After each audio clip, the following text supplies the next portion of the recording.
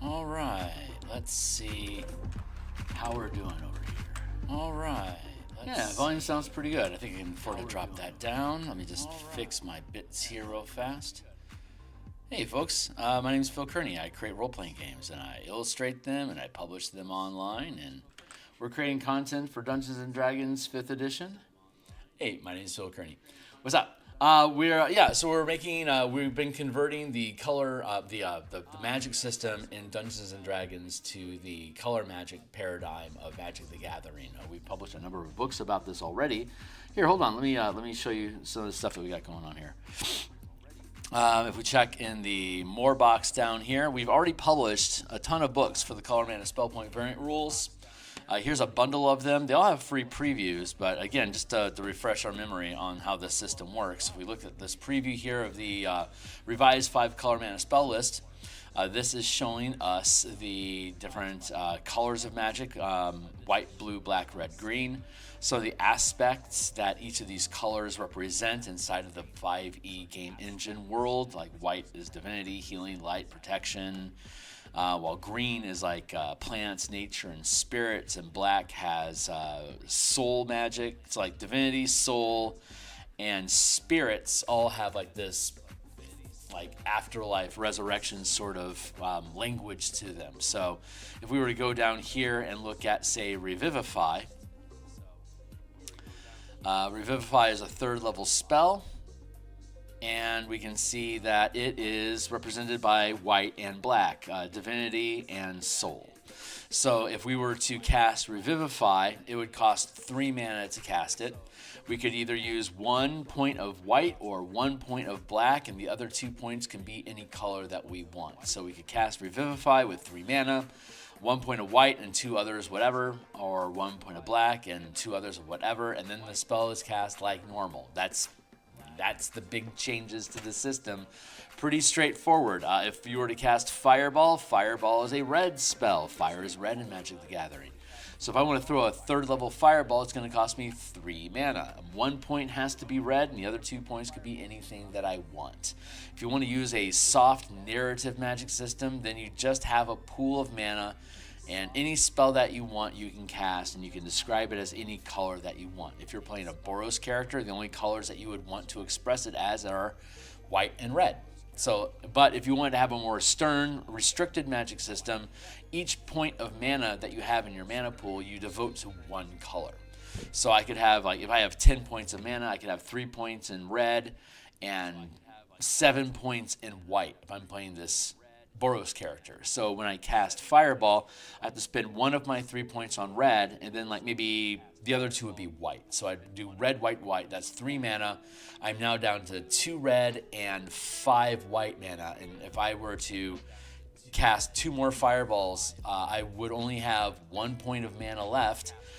And yeah, it would be white. So then I wouldn't be able to cast any red spells, and I'd only be able to cast white spells since I only have 1 mana left of first level. So until I take, and when I take a short or long rest, I can change the color of any mana that's still in my mana pool. So if I took the short rest and, like, say I was a wizard and I took Arcane Recovery, say I'm 5th level, I'm going to get 3 mana back on my Arcane Recovery, and I already had the 1 point of white when I finished my long rest.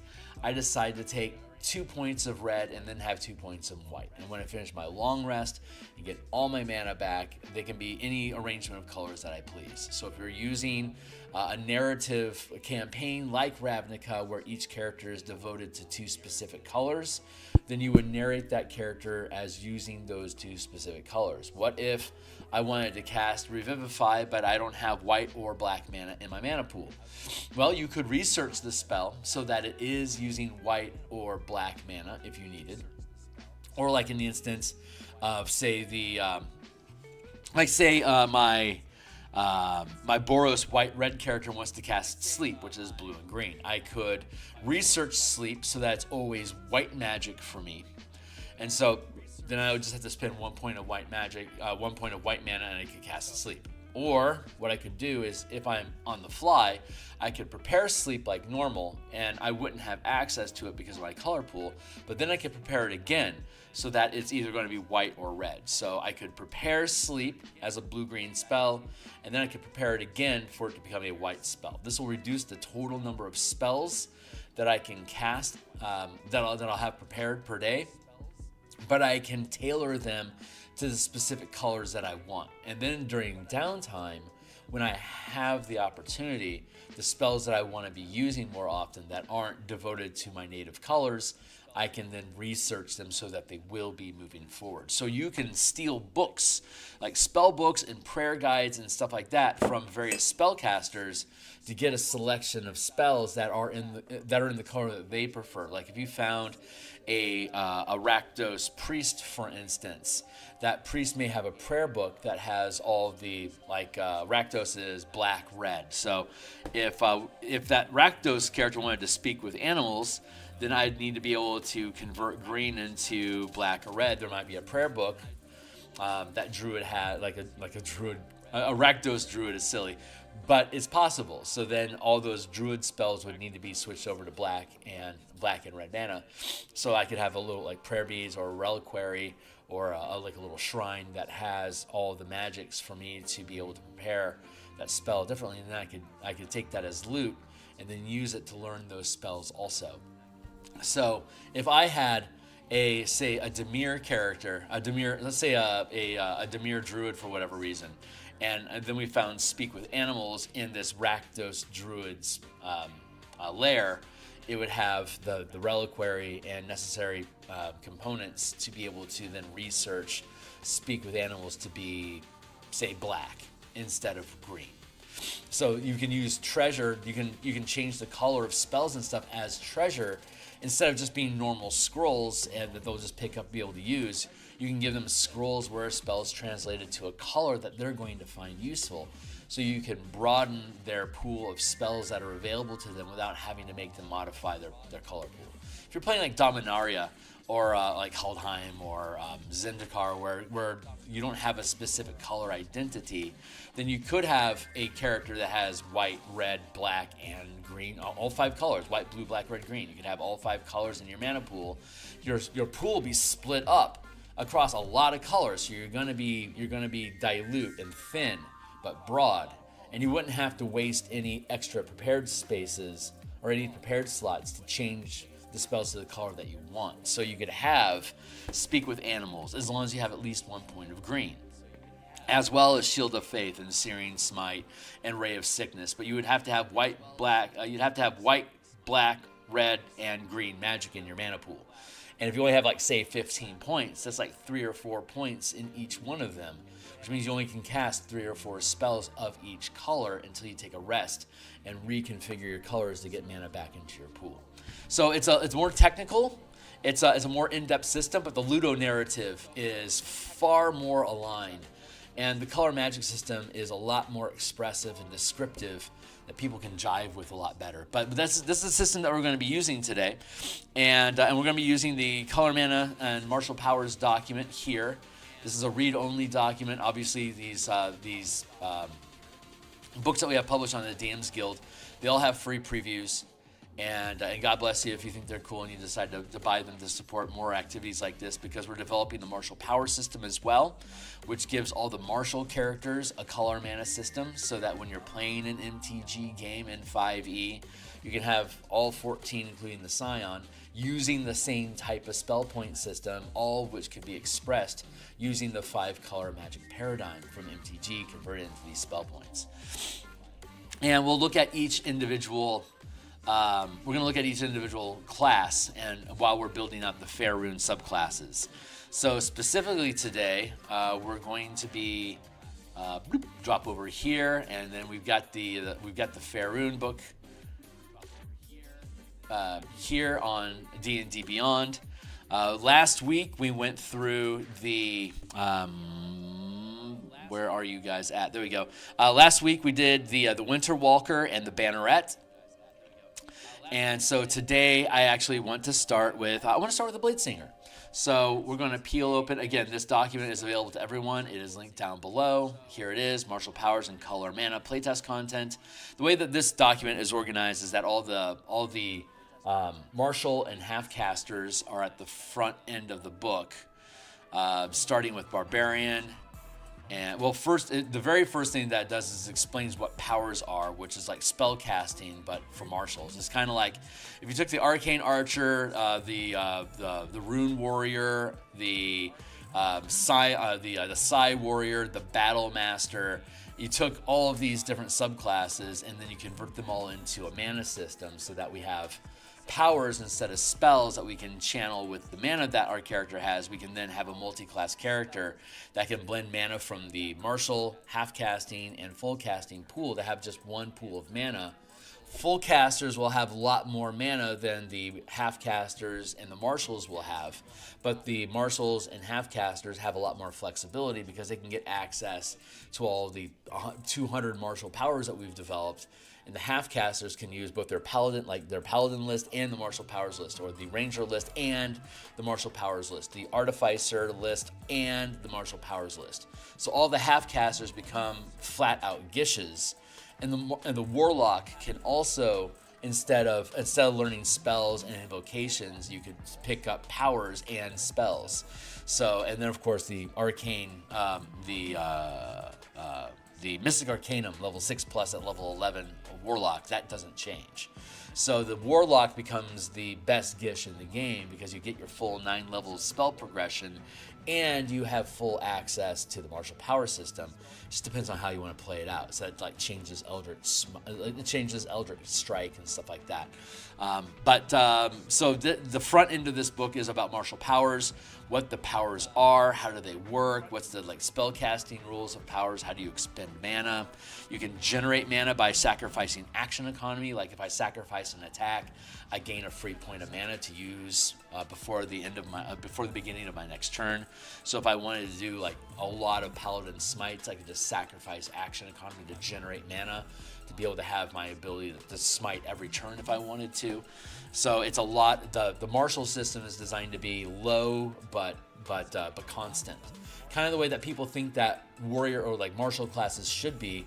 What they do, they can do literally all day. And with this sacrificing your action economy to generate mana, you literally can do the same thing all day while you're in combat. So while you're in combat and using action economy of combat, you can sacrifice portions of it to create mana.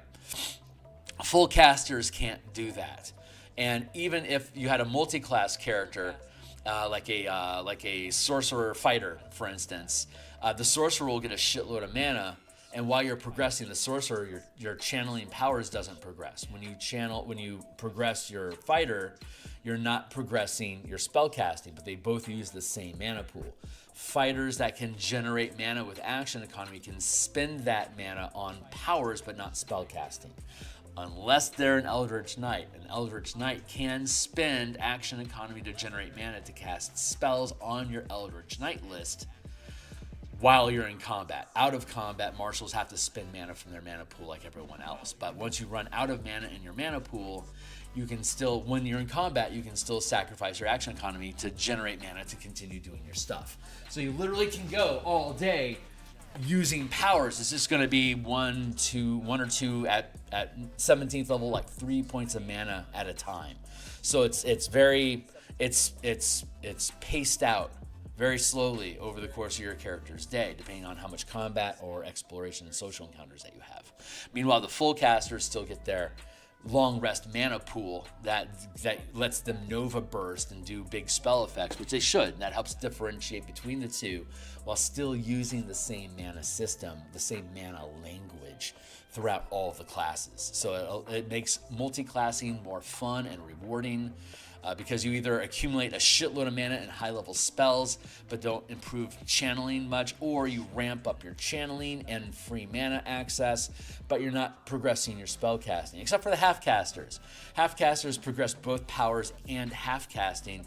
Martial powers is framed around half-casters, rank 1 to 5, 1, 5, 9, 13, 17. So like a paladin, artificer, and ranger, those half-casters, they're all progressing power together.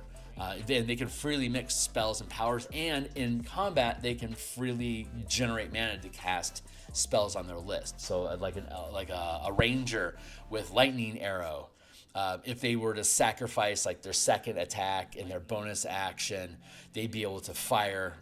They could basically get a free casting of lightning arrow, but lightning arrow is a casting action. It's a bonus action to cast. So they would make an attack action. So third level spell. So they make an attack with one of their attacks. They'd have to use their bonus action to cast the spell. They could sacrifice their second attack to generate 1 point of mana, and they could sacrifice their reaction for a second point of temporary mana. So your your ninth level ranger, your ninth level ranger would be able to cast the third level lightning arrow, and when you do, you're going to create 2 mana for free if you want, and then only spend 1 point out of your mana pool, and you get all your mana back on a short rest.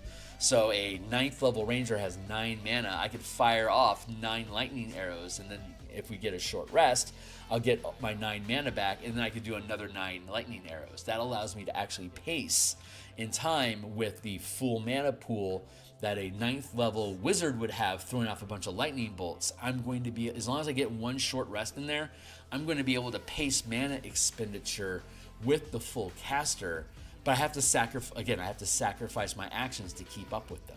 So it's actually a really fun balancing system, and it makes working each path or working them together make for very fun multi-class combinations. So it's a really fun system. We've play tested it from level 3 to 9 and 17 to 20. We've also ran another play test from level 5 to 8, and we had another play test from level 3 to 6. I want to fire up another play test here, doing Strixhaven Mage Tower matches using the combat mechanics, the combat game for Strixhaven's Mage Tower that we created here on channel. Those rules are here. I think they're linked down below. But this basically converts the Mage Tower game in Strixhaven instead of being an ability check. And the way that's written in Curriculum of Chaos is everyone that plays Mage Tower does an ability check of whatever type of ability and skill combination that they want, whatever sounds like fun. So everyone makes an ability check, and everyone adds up the result of their ability checks. If your accumulated result is higher than the opposing team's accumulated result, you win. And that's the game. And that's a little thin. If you don't care about combat and you're playing a social exploration style game, which is what Curriculum of Chaos largely is, then that's fine. It doesn't require a ton of new rules. But we wanted to make Strixhaven's Mage Tower a PvP combat sport, where we're actually using combat economy and rounds of combat and initiative. And in combat during the entire game, obviously marshals and halfcasters can constantly generate mana to be able to create effects to help them try to score goals or prevent the enemy team from scoring goals. And now all 14, including the Scion, all 14 classes can utilize these rules. We have a restriction on what kind of spells can be used. Like, you can't summon creatures that are going to add people to the battlefield. That's off sides, right? So that'd be like a penalty to bring this. So this is our quick list of spells that you can't prepare if you build a Mage Tower athlete. But the plan is to encourage folks to build to use color mana characters, so that they can use all the mana stuff that we're doing to lean into the idea of Strixhaven. And then you choose one of the colleges that your athletes are representing. Like, we're going to play, like if we built a Silver Quill team, then we would all be using white-black mana, and whatever class we chose, that's how we would frame our character. And then we would select spells and powers from our casting and channeling lists to pick the powers and spells that we think are going to be useful to score points against our enemy team, or if I'm a defender, to prevent our enemy from scoring points. And like having a monk goalie, for example, I could treat the goalposts as something that I could like deflect attacks from. So if somebody like shoots at like kicks the ball or like makes an attack, a thrown weapon attack with the Strixhaven ball, either by kicking it or throwing it or casting catapult with it. In any instance, it's a thrown weapon attack, and the monk would be able to treat the goal for the deflect arrows ability. So you could absorb the damage that's coming in from the ball, and if you absorb all the damage, you catch it, and there's no goal. You have to hit the goal with an attack roll, and you have to deal damage to it. So there's various classes and abilities and features that allow you to either prevent things from being hit or to reduce the damage that they're dealing. So you can expend mana or like a spell-like ability or something to, like, if you were to make the goal invulnerable to damage for a turn, or you would then be able to it would effectively take no damage, so you wouldn't be able to score a point until you can get past the invulnerability. So like your defense, like your midline team might be a sorcerer that's throwing dispel magics at the wards that they're putting up on the goal, so that you can peel open the magic layers so you can actually get a shot in there, and then you have to get past the monk. So you might have to have two strikers coming in, one to take the shot, the other to grab the ball if you miss, and then to take a shot again. Or, heaven forbid, the monk catches the ball, then you're going to want to rush them and then disarm him to take the ball away so you can hit the goal with it. So it could be a lot of fun. I need playtesters to play it. I would be happy to referee as well as build an opposing team. I'd like to have teams of 3 to 5. And we need to have, it needs to be a balanced team. So ideally we would have 6 players, 3 on one team, 3 on the other, and then a referee that is impartial, that's just calling shots and controlling the movement of the ball if the ball gets dropped and no one picks it up. So at the end of your round, as a lair action, if the ball isn't being held, it runs in a random direction, because the ball is actually a mascot. But we put it in a Tensor's Odalix resilient sphere. So like if it's like a pest, like a witherbloom pest, if that's the mascot, it's going to be in an indestructible sphere like this, but otherwise it's going to be a centipede that's just kind of rolling around. So the ball will roll on its own, and whatever 2 teams are playing, the mascot is from one of the other teams that's not allied. So like if we were playing Witherbloom versus say Silver Quill, then it would be like a Prismari mascot trapped in the ball, because the Prismaris don't like Witherbloom or Silver Quill. So the ball will always run away from everyone that they can. So the ball has a move speed of 20 feet on its own, so it'll scurry 20 feet away from everybody, so it becomes a randomizer. Like if you knock the ball out of somebody's hand and it isn't retrieved before the end of that turn, lair action, the ball just starts running off in whatever direction it wants to run off into. Now you got to chase down the ball, pick it up, and then throw it as a weapon. So that's the idea of Strixhaven. Mage Tower, which is one of the major reasons why we were developing the martial power system in the first place, is to give a reason for martial characters to want to go to Strixhaven. Because the way that Strixhaven is framed is it's a university learning about how to use magic, how to cast spells. It's a spell casting academy, like Harry Potter. But there's only like 40% of the classes aren't full casters, right? So or 40% aren't casters at all. So we needed to have a reasonable system in place for, like, why would a barbarian go to this college? It's not to learn how to fight wizards. That's stupid. Like, that's such a small, limited skill set. You don't have thousands of barbarians going to school to learn how to fight wizards unless there's like some really weird apocalyptic event going on. The better idea is to have all classes use mana, so that when you go to Strixhaven, you're going to Strixhaven to learn how to accumulate and channel or use your magic, use your mana pool. Instead of how to be a spellcaster, it's now how do I use my mana, either to cast spells, channel powers, or both. And now barbarians and monks, fighters and rogues, they all have a really good reason to be at Strixhaven because they want to learn and gain levels to channel powers with their martial abilities. And the best way for them to show those off at the College of Strixhaven is to become Mage Tower athletes. You can even have like scholarships where, like, at level 5 you get an invitation from Strixhaven to join to learn how to accumulate your power and to be part of the Prismari Mage Tower team. If you accept, you're now in the you're now in the Strixhaven curriculum of chaos. And every year, like every semester of school, whatever, however you want to process it, however frequently you want to, there will be a match of Mage Tower, and that will completely resolve in Strixhaven. Strixhaven Curriculum of Chaos is so thin on combat that if you utilize the Mage Tower PvP system, you can now have combat whenever you want by having a match of Mage Tower. So if you build your team around being a Mage Tower athletics club, you will always have opposing teams that are challenging you to matches. You're going to be on a roster like in a league or something like that, and you can form rivalries amongst the different schools. In this format, everyone would join a single school, or you could have a mixed match where it's not like the official league, but it's just casual games that you could build rivalries with. You could play with whoever you want. You know, Prismari and Witherbloom could play on a team together because they're friends. But during league play, it would be like Team Witherbloom versus Team Lorehold, and that would then ask every player that's on that team. Like, you could have a team of 5 players, and if you have a 3v3 Mage Tower competition, if that's your league, then like you would need to have 3 people in Lorehold or 3 people in Prismari or whatever.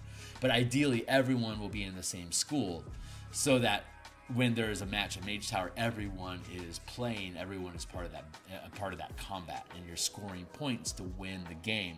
You can beat each other up and drop each other to 0 hit points, but it's always temporary damage. And at the end there's 3 periods, and whoever has the most points at the end of the 3rd period, it's like hockey, is the winner. Every time in a period ends, you get a short rest, and all temporary damage is healed. So you can get killed during a period, and you just drop on the battlefield, and until you recover, if somebody like saps you too and gets you back on your feet with 1 hit point or whatever, you can get knocked down again. But death is temporary in the Mage Tower sport. So, but you've been disabled and you can't help defend your goal. You're going to get overwhelmed. It's a power play like in hockey. So this is very much framed around the idea of hockey, except each team has their own puck. So you're both trying to score points with your puck. No, I'm sorry. Yeah, we could have 2 balls. Like Strixhaven, the original version of Strixhaven has 2 balls. So and each of those balls would be from enemy colleges, so they don't want to be held by you, so they're going to be constantly trying to squirm out of your grip and then run away from you if they can get out of your hands. So these are the lair actions that the ball can take while in the arena. So yeah, so you're both taking shots at and defending your goal from having points scored on it. And then it's whoever gets to 3 points first ends a period. That way we don't have periods go like a single period going like for a half hour of combat. It's just like whoever scores 3 points first, that period is over. Whoever scores 3 points next in the third period, that is over. So the maximum number of points you can have to win a Strixhaven match is 9 points. It could end up being like 9 to 8 or something like that. Well, it would be so like if I win 3 and then win the next period 3, and I would have to win like 3. Like if it was like 3-2, 3-2, that would be 6 versus 4 going into the third period. And then, so it'd be 6 versus 4, and I haven't gotten to 9 points yet. So if the trailing team got 3 points, they now have 7 versus 6.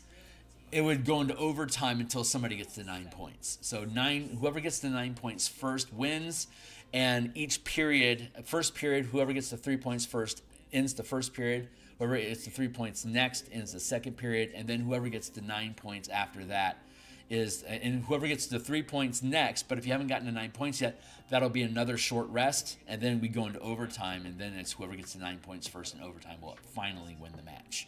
But typically, if you have one team win all 3 periods, then they're automatically going to win the game because they're going to get the 3 points each first, which gets you to 9 points. But ultimately, you need to get to 9. So that's some of the basic rules there. But that's the Strixhaven Mage. I'm looking for playtesters to do matches with me, and with 9 points, I'm thinking maybe we can get through a single round. If we're doing 3v3 teams, I think we could probably get through. Once people understand how to play, I think we can get through a match in an hour. So that would make it a lot of fun to have leagues of Mage Tower where players are joining together, signing up as a particular school, and then you could have a round robin of competing the different Strixhaven schools against each other. And it would just be 3v3 teams, so you and 2 of your friends, if you want to throw around, play like an hour of D&D combat for a non-combat objective, you could then theory craft your builds, make characters that are engaged in this combat sport to see how fun they are to play versus your enemies. So, but we haven't actually play tested. We've just been building the rules to make sure it's playable. I've done some private sets myself, and I think they're cool. But I think what's going to be most interesting about it is seeing how you can manipulate the rules and build your character to be able to overcome the defenses of your enemy. There's potential for metagame, like meta strategies that can evolve over the course of the league, since you can swap out your character's abilities.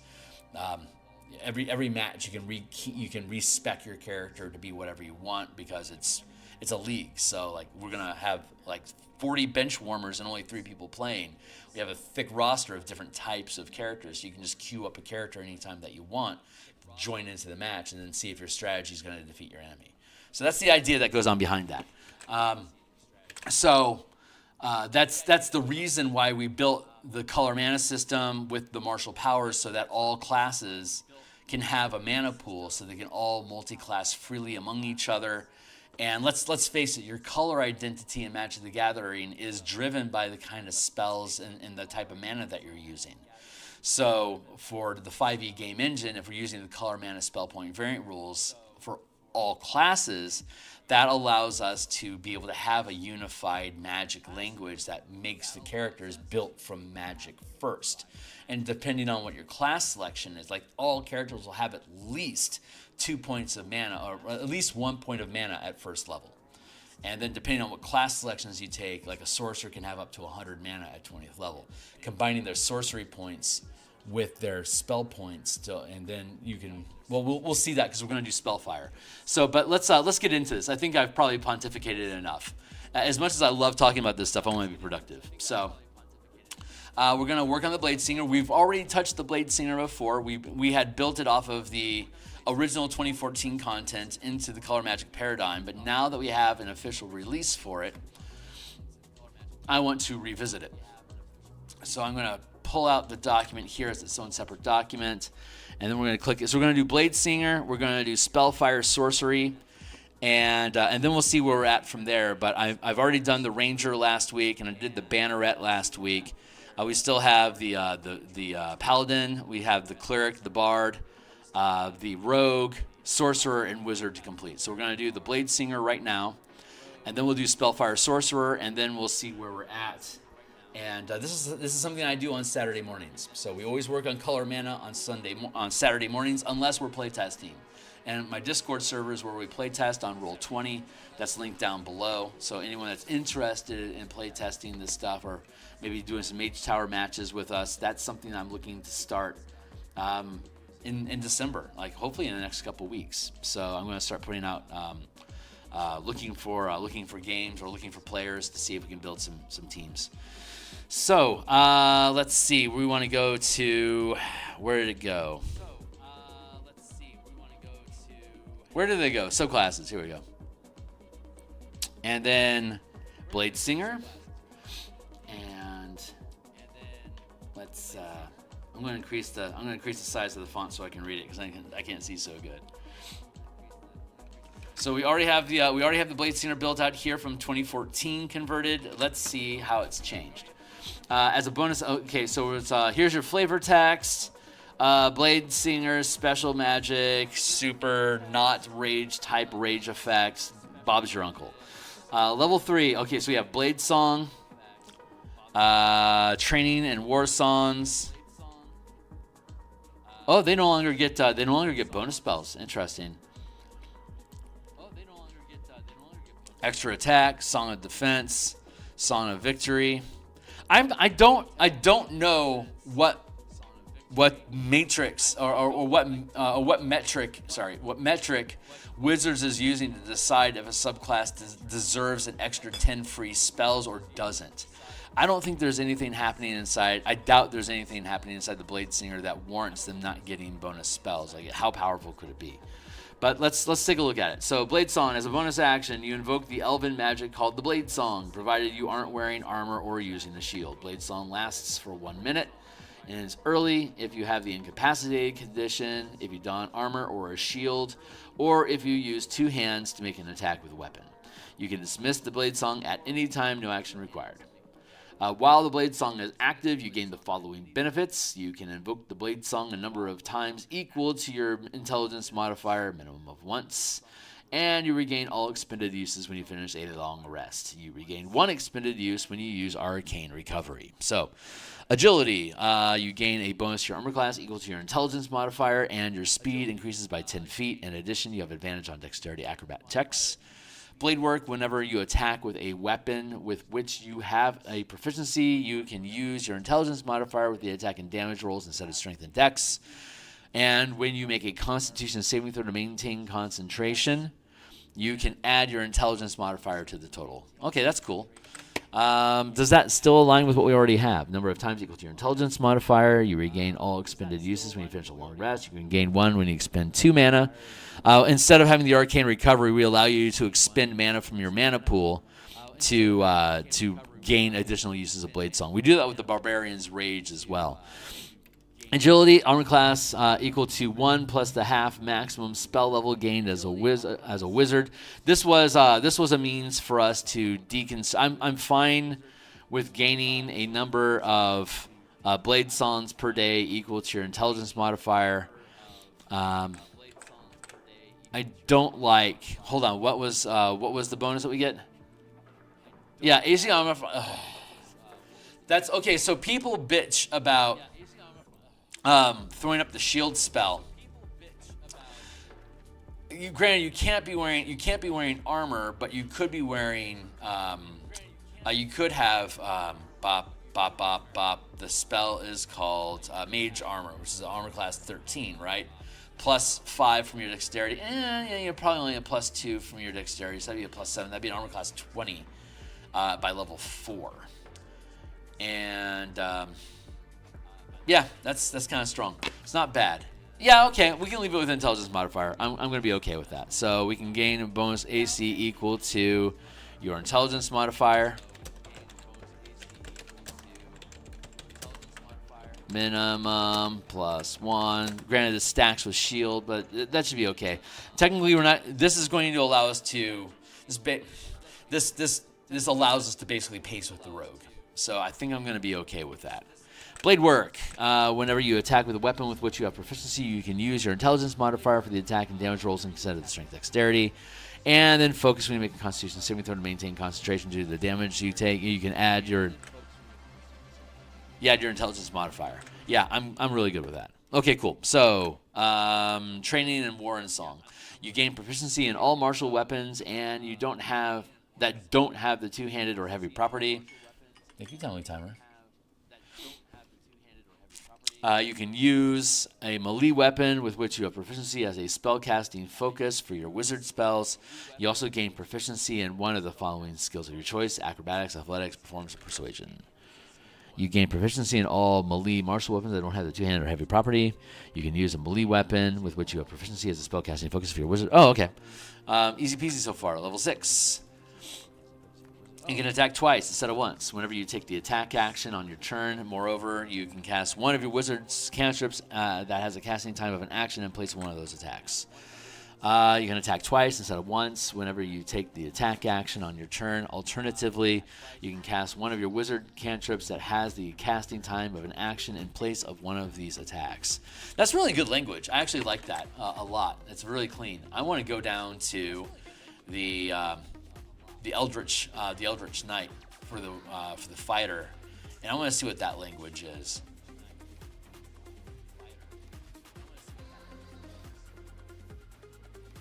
I should go through the features that the alterations that we made to the wizard using the color mana system. So I'll go through that with you here in a minute.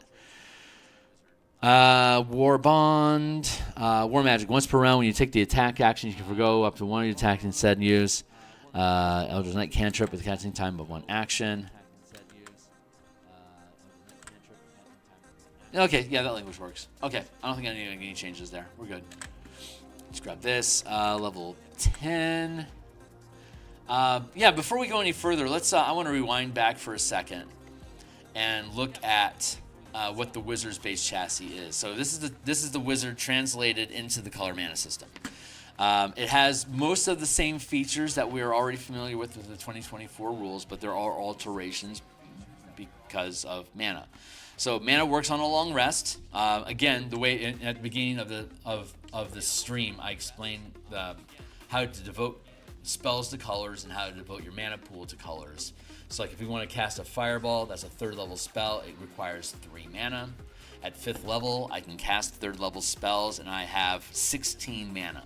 So a fireball is a 3rd level spell in the mana system. Here again, if we go over here to the color mana spell point bundle, which is linked down. Hey guys, which is linked here, and this is the document that we're building right now in playtesting. But here is the color mana spell point variant rules system. That's on the DMsGuild. That again is right here. Here's all the books in the system. We're updating all of these things for the 2024 rules. Anyone that picks these things up will automatically be able to upgrade to the 2024 rules once I publish it next year. But in the meantime, my mouse stopped working for a second. There it is. And again, if you jump into the revised spell list here, it breaks down all of the player's handbook spells. If you purchase the books, then you'll get the expanded complete list of everything, including like Spelljammer and Fizzband's Guide and all that stuff. But here's your 5 colors. Here's your damage matrix according to what Magic the Gathering cards do. It conveniently breaks down into these colors: white, blue, black, red, green. Here's the 10 types of magical damage that you can deal in D&D. Like acid is black and green, is really obvious if you know Magic the Gathering cards. Cold, white, blue, green is pretty intuitive there. Fire being red, lightning being red, force being white, blue, and red makes a lot of sense. Necrotic being black is obvious. Poison being black and green is obvious. Psychic being white, blue, and black is also obvious. Radiant being white, very obvious. Thunder, blue, red, and green. This is all really intuitive. It's very elegant how well damage types in D&D line up with the philosophies of color. It's almost like WOTC was intending something here that they haven't pulled the trigger on yet. So, and then here's some of the ideas about what. So, like obviously, Fireball is a red magic spell. So when I throw a Fireball, I'm going to have 3 points of mana that I'm going to spend from my mana pool. 1 point has to be red. The other 2 can be any color that I want. Super simple. When I run out of red mana, I can't cast red spells anymore. When I take a short or long rest, any mana in my mana pool, including any that I recovered, I can devote to any color that I want. So if I ran out of red mana, we can take a short rest. I can convert some of my Boros white mana into red so I can put fireballs back on the table. But we spent a lot. We dive deeper into that at the beginning of this of the stream. So if you want to go back and check that out, it's like maybe a 10-minute conversation. Welcome to check that out. But because we're now building everything off of mana, we have to rebuild the class features to work with mana specifically. So we can see here you get cantrips, max spell level like usual, the number of spells that you can prepare like usual, and the amount of mana that you get on a long rest. And then we get our features: Ritual Adept, Spellcasting, Arcane Recovery, and then at second level you become a Scholar. Third, you get your subclass, and then a feat, you get the Memorized Spell. Subclass features at 6, a feat at 8th, subclass features at 10th, a feat at 12, subclass feature at 14, capping it, 16 feat, 18 spell mastery, 19 epic boon, and then 20 signature spells. So let's see how these things are adapted to utilize mana. You can see here we start with 2 mana, and then 4, 8, 12. It keeps scaling up until 20th level we have 80 mana. If you were to add up all the spell slots in the player's handbook, you actually get 89 levels worth of spells. So we're actually reducing. You're more flexible, because I could cast 80 first level spells if I wanted to. You can do that. You might not have 80 rounds of combat or 80 things to do during the course of the day, so you might end up with a glut of mana left over. But you can do that. You could also cast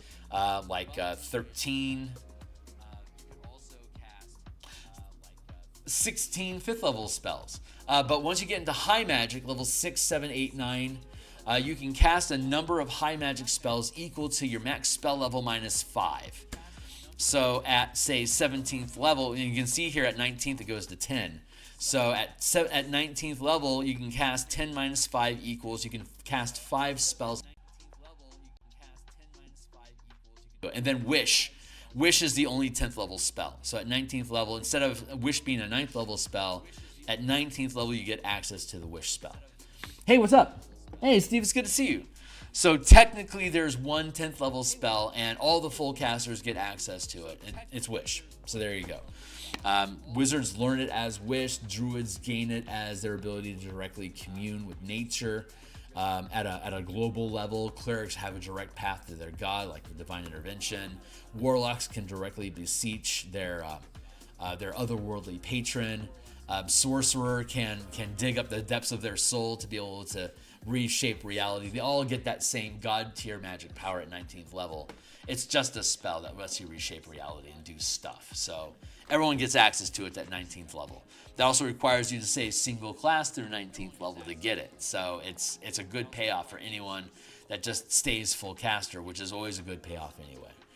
But yeah, there's a limit on how much high magic you can cast, while there's no limit at all on how much common magic. There's cantrips, common magic, and high magic. Common magic 1 to 5, high magic 6 to 10, and well, technically 10 is epic magic because that's spell casting. That's the Wish spell, but it's still categorized as high magic.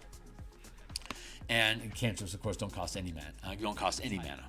So, side note that we have in the books that we've detailed out here in the books that we've built. I won't go to the specific page, but like the Point Warlocks, the core mana, the 5 color mana core mechanics here. They both, and then down here in Universal Spell Points and High Magic, they all talk about if you use the normal use of Wish to replicate a spell or like heal people or whatever the normal things you can, like the common uses of Wish, those cost 10 mana. If you want to reshape reality and like Genie, I have a wish. Like if you just want to off the cuff like that, what you do is you cast the spell for 10 mana, and that becomes an ante. You then have a conversation with the DM about what you want this wish to do, and then the DM tells you how much mana it's going to cost you, and that mana is permanently lost. So like if I wanted to like say make haste permanent, that would be a modified wish ability. The DM could say, okay, that's fair. Normally it's a 3rd level spell that costs 3 mana. It requires concentration, so let's double the cost to 6 there. And if we're going to get rid of the stun effect, because it's never going to end, you're getting rid of the stun effect. Let's say stun is kind of like paralyzed, that's 2. Okay, great. I'm going to cost you 8 mana. And I'm going to permanently remove 8 mana from your mana pool, but you always have haste up and running. It can be dispelled, but if it is, it'll come back online when you finish a rest. And there you go. You now permanized haste. Like you can do this by like whatever wish it is that you have. The DM and you can have a conversation about what do you want to do and what limitations do we want and what price is that. Are you willing to permanently sacrifice mana from your mana pool to make that happen?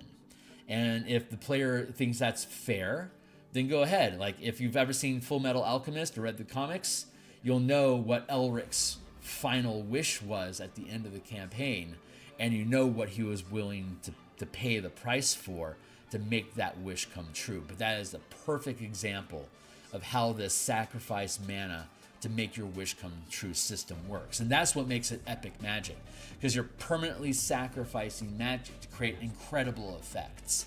And you can only do so much of it, because once you run out of mana, you're out of mana.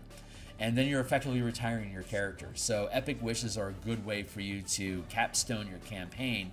This is how I'm going to modify our world. And then if you roll multiple campaigns, you can implement this wish on the world, and then you can run the next campaign with this new wish implemented. And you can be like, this wish sucks, I want to get rid of it. Then your quest could be, I want to neutralize that wish that came through. Like, you know, whatever. Or you can wish up something more, and the players can continue to mold the narrative and the mechanics of the world into a campaign that they would then want to build new characters to run through and further modify. It's a really fun way to run campaigns. I've been doing that with Eberron for about 10 years now, and I fucking love it. So, but okay, so that's the base of how the wizard works, right? So like that's the background of how like this progression works and how your mana works. So prepared spells are like normal. You end up with 25 prepared spells plus your pocket of extra 10. So let's look. We've modified most of these features to work with mana instead of the spell slots. One of the big things that they're doing in 5e24 is giving you free use of spells that are like first or second level. Like a subclass might be like, you get to cast this signature spell stat number of times per day for free. And when you cast it for free, you get to do these super cool kicker effects. Or like you can cast a spell as a bonus action on top of casting a spell normally with a magic action twice in the same round, because you're not expending a spell slot. They had to add in all this caveat language about did you spend a spell slot or not. I think quietly it's them admitting that the spell slot system is too restrictive on making cool mechanics for subclasses. So they're having to come up with this, we'll give you free spells, and when you use that free spell, it's the exception to all the rules. If you switch to a mana system where you could cast, like say, Misty Step, you can cast Misty Step 40 times per day. And if you got a kicker effect that modified what Misty Step does every time you cast it, you could start doing things like it'll cost you, like say, instead of that spell being free, maybe Misty Step will only cost you 1 mana, but every time you want to add a kicker effect, it'll cost an extra point of mana. So you could like the Archfey Warlock has like 3 or 4 things they can do when they Misty Step. Well, you can do that Misty Step for 1 mana minimum. It's not going to be free. It's always going to cost you at least 8 points, so that rules matter. But you can do this repeatedly, and every time you want to spike that spell to do something more, you can just spend an extra point. And Warlocks can generate mana during combat, like a Channeler can, like a Marshal can. So you could expend action economy to juice up the mana that you can spend on your Misty Step. So you can do super cool shit every round with your Misty Step and really be like a real Nightcrawler type character that's able to do all this teleportation, debuff or buffing, healing, damaging, imploding, hurling, all this really kick-ass shit that the Warlock can do. And by converting the Warlock to a mana point system, it allows you to perpetually spend mana in combat every round just to continuously bamf around the battlefield, giving up pieces of your action economy to generate the mana to do it, always sacrificing your bonus action to cast the spell, and then whatever else you want to sacrifice on top of it, you can generate mana off of reaction and attacks. So super fun, super fun. So Ritual Adept, Wizard again. Ritual Adept, you can cast any spell as a ritual. If that spell has the ritual tag and the spell is in your spell book, you needn't have the spell prepared, but it must be read from your spell book to cast the spell in this way. This is the classic travel, the travel spell book, of you having just a book of Like if you have your master books back at home, and then you have your travel spell book, that if it gets destroyed, it sucks, but it's not the end of the world. So you can have your ritual book, and then you can have your field prep book for the spells that you actually spend mana on in a spell book, like Fireball and Lightning and all that other stuff. Yeah, so Ritual Adept, you're familiar with. No big changes there. It's just Ritual Adept. It's cool. Spellcasting, here's our first changes. Total cantrips, spells, mana are on the spell list above that we just looked at. You can swap one cantrip when you gain a level. If you have your spell book, you can swap all prep spells when you finish a long rest. Casting a spell costs 1 mana per level up to your max spell level. When using color mana, only 1 point of mana needs to be devoted to one of the colors of the spells. Any additional mana can be any color. When you finish a short or long rest, you can swap colors for any amount of mana that remains in your mana pool. And then we have duration and concentration rules and stuff in the color mana spell point variant rule system here. We have alternate concentration and spell duration, but that's not really important for today's session. We'll deep dive that on another video another time. When you finish a short rest or long rest, you can swap colors of any amount of mana that remains in your pool. Yeah. You're not limited. Okay, so 5e24 allows you to cast spells that don't require a spell slot. You can cast, if like Misty Step, for instance, is a bonus spell, as a bonus action spell. If a bonus action spell doesn't require a spell slot to cast, you can cast it the same turn as you can cast, say, Magic Missile or any other spell that requires a magic spell slot. And you can do that because Wizard says you can now. So since the mana pool is so generous, we don't need to give you free spells. It's just going to be able to chew up your mana pool. It's really difficult to chew up mana pools, especially if you give people free uses of spells on top of the mana. So you don't need to give people. The only reason they give you free spells is because they know 4 first level spells and 3 second level spells isn't enough if you want to play like a Nightcrawler kind of character. You have to get free uses of the spell so you can spam it more. So when you convert to a mana pool with 80 mana in your mana pool, you can spam that spell stupid amounts of times per day. So you don't need to give them free uses of it. But since 5e24 now says, yeah, it's okay, any spell that can be cast as a bonus action, you're fine to go ahead and be able to do that. But we're going to gatekeep when you can or can't with class features. We know mechanically it's okay, but we're restricting it so we can create class features out of it. And what that says is that it's okay to cast bonus spells and magic action spells in the same turn. There's no actual balance break about it because they're giving more and more classes the ability to do it. It's just them recognizing this is a way we can get more spells into your character thematically without having to rebuild the spell slot system. It's a really elegant solution when your design constraint is we have to keep spell slots. But again, by getting rid of spell slots and converting to a 1-to-1 point ratio mana pool, we can do a lot more. We have a ton more flexibility, so we don't need to give you free stuff. You already have a fuck ton of points to spend. Now you just have more ways to spend it. So having said that, you're not limited to casting one spell with mana per round.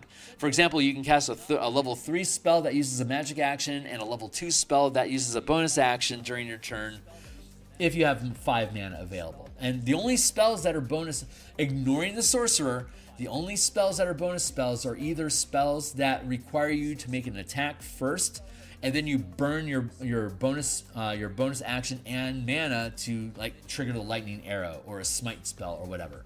And the other bonus spells are defense, like resistance, or create an extra weapon that I now have to use my bonus attack to attack with each round. I could do that for free normally, so there's no reason why I wouldn't be able to summon that weapon and attack with it. It would just be it would be an unnecessary tax when like the rogue can automatically with 2 weapons make 2 attacks, one with a bonus action. This is just giving us a reason to maintain concentration and expend mana on a bonus action to do it. Misty Step, like resistance, Misty Step, Spirit Weapon.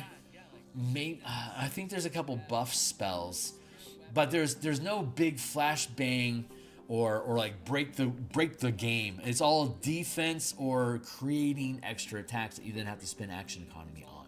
So there's nothing broken about allowing a bonus action, the limited number of spells that are bonus actions, to be cast in the same round as a spell with a magic action. What does break the system is the Sorcerer's Quicken spell.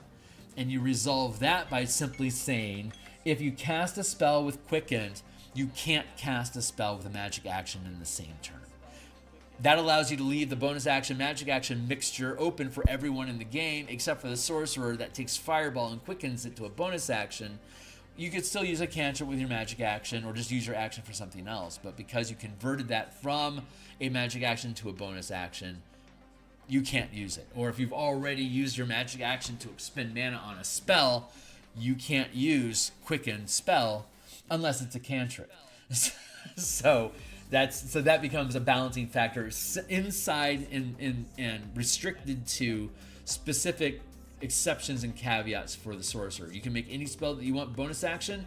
Well, you can't freely mix that with everyone else that is using magic action. So, but they can still cast Fireball with magic action and Misty Step with a bonus action if they wanted to, and you could kick meta magic on each one of them if you do. But if that Fireball becomes a bonus action, you now have to limit yourself to a cantrip or some other action with your standard action as a magic action. So there you go. So it's kind of it's not making it. What Wizards did was they made it everyone's responsibility to not cast a bonus action with a magic action. But the only person that was breaking that rule was the sorcerer. So this is them admitting that's how that works, except that they didn't fix the problem. They didn't limit the problem to the sorcerer. They could have, but that would be a larger variance from what 2014 was. And they were trying to minimize the changes to only what was necessary from 2014 to 2024. But this mana system allows us to take a big step further past that, as well as build on the narrative of the color mana system. So there you go. Arcane Recovery. You can regain some of your magical energy by studying your spellbook. When you finish a short rest, you can regain a number of mana equal up to the max level spell you can cast as a wizard. So if you're, and this is just, I think, a more elegant solution than half your wizard level. Like the maximum spell, like the maximum number of the max level spell you can cast as a wizard, or rather, maybe a better way to express that would be up to the maximum level spell you can prepare. That might be an easier way to express that. Prepare as a wizard. So if I'm wizard 14, cleric 6, I could prepare up to 7th level wizard spells. So when I use Arcane Recovery, I regain 7 mana at 14th level. Or 13th, whatever. Oh yeah, also worth, once you use this feature, you can't do so again until you finish a long rest. We're finding that the gritty realism is a really, really good way of pacing mana characters. And if you decide to use gritty realism, and we frame it around a bastion turn. A bastion turn is a week in D&D. And the gritty realism system suggests that long rests be a week. So in our bastion campaigns, you have one adventure per turn, per bastion turn. And that turn is going to be roughly 7 days.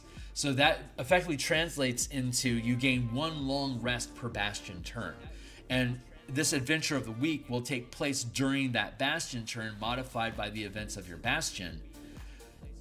And you can have as many short rests during that week as you want. Those turns could be 8 hours, it could be 1 hour. You have to get 8 hours of sleep every day, and if you don't, you gain degrees of exhaustion until you get to 6. It doesn't kill you, it just you automatically pass out. So, and then you start recovering from exhaustion. So you can push yourself that way. But the short rest still only takes an hour. If you're using gritty realism, where you could have anywhere from 1 to 30 short rests every long rest, I recommend that you make Arcane Recovery, make it so you can use this. During you do it during a short rest. So when you regain some of your magical energy by studying your book, when you finish a short rest, and then just get rid of this language. You can do this every time you finish a short rest. It's like this would be, if I was running gritty realism, this would be the full Arcane Recovery. If I'm not doing gritty realism and you're getting your mana back every time you take a sleep at the end of the day, you don't actually need Arcane Recovery, but we're going to leave it in anyway. And furthermore, if you're doing gritty realism, I recommend you give this to every full caster. Bard, Cleric, Druid, Sorcerer, Wizard, Scion. Give all of them the Arcane Recovery feature at level 1 and make it so that they can use it every time they take a short rest. That way, if you're going for a week, the team as a whole all have a reason to want to take short rests, but you're not limited to that short rest for 8 hours of sleep. You could limit it to 8 hours of sleep, but you could also just leave it as during that 8 hours of sleep, 1 hour of that is a short rest. Congratulations, you've recovered. So that's just a side note. That's how I have found our play testing that we've done on my Discord when we're like running mega dungeons and hex crawls and Ravnica and stuff like that. That's generally what we're finding. So it's really elegant how easily that paces out. I'm really proud of that. It's a really cool find. And the gritty realism system is a really fun way to pace your characters, especially like if you don't have 20 hours of combat or more per day, then using a gritty realism system is probably a better choice for you, because you're not having enough combat.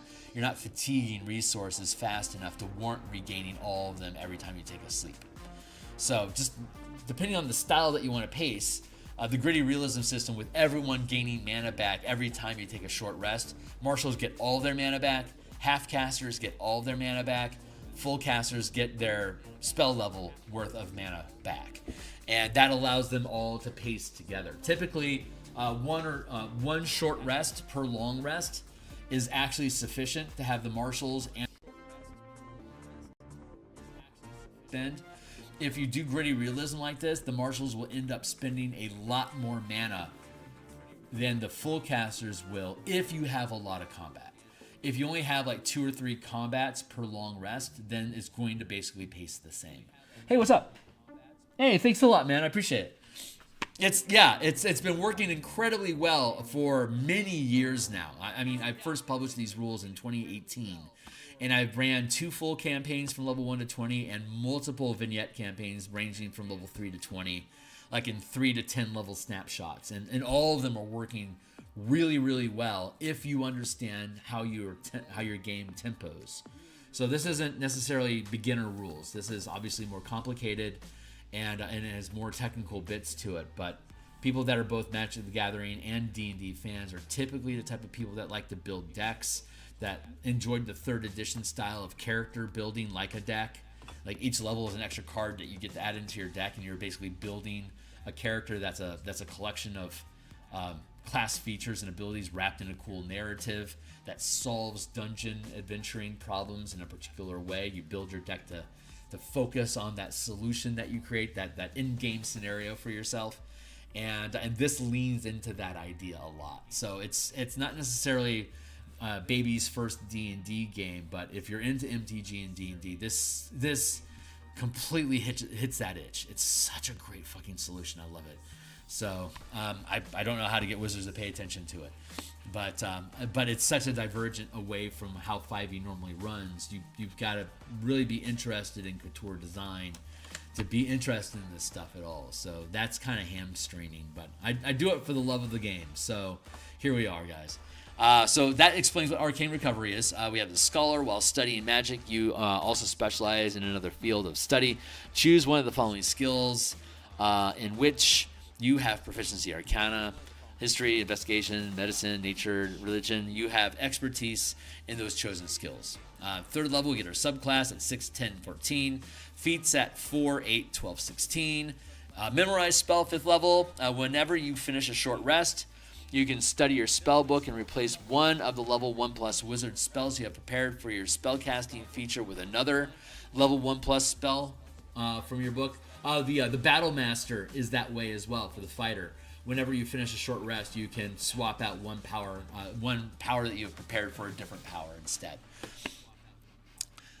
Spell Mastery, choose a level 1 and a level 2 spell in your spell book that have, this is also really useful in gritty realism, by the way. Super useful, because every time you take a short rest, whether it's an hour in the dungeon or 8 hours of sleep, you can swap out a spell. Meanwhile, everyone else has to swap out their spells on a long rest at the end of the week. So this is super flexible. Spell Mastery, that's at level God, yeah, nothing happens until level 18. Spell Mastery. Choose a level 1 and a level 2 spell in your spell book to have a casting time of a magic action. You always have those spells prepared, and you can cast them at their lowest level without expending mana. To cast either spell at a higher level, you must expend mana as normal. So this does ignore that conversation we just had about the mana pool doesn't need to give you excessive free spells, but this is an 18th level feature for the wizard. Effectively, it's making the level 1 and level 2 spells cantrips. That's essentially what this is attempting to express. You can now cast these spells as cantrips once you reach level 18. I think that's fine. Whenever you finish a long rest, you can study your spellbook and replace one of these spells with an eligible spell of the same level from your book. Level 19, Epic Boon. Cheers. Level 20. Signature spells. Choose 2 level 3 spells in your spellbook as your signature spells. You always have these spells prepared, and you can cast each one of them once at level 3 without expending mana. When you do so, you can't cast them in this way again until you finish a short or long rest. To cast either spell at a higher level, you must expend mana as normal. So in that 20th level, 2 third level spells become a cantrip. That is effectively what that's saying. Mid-maxing. That's great.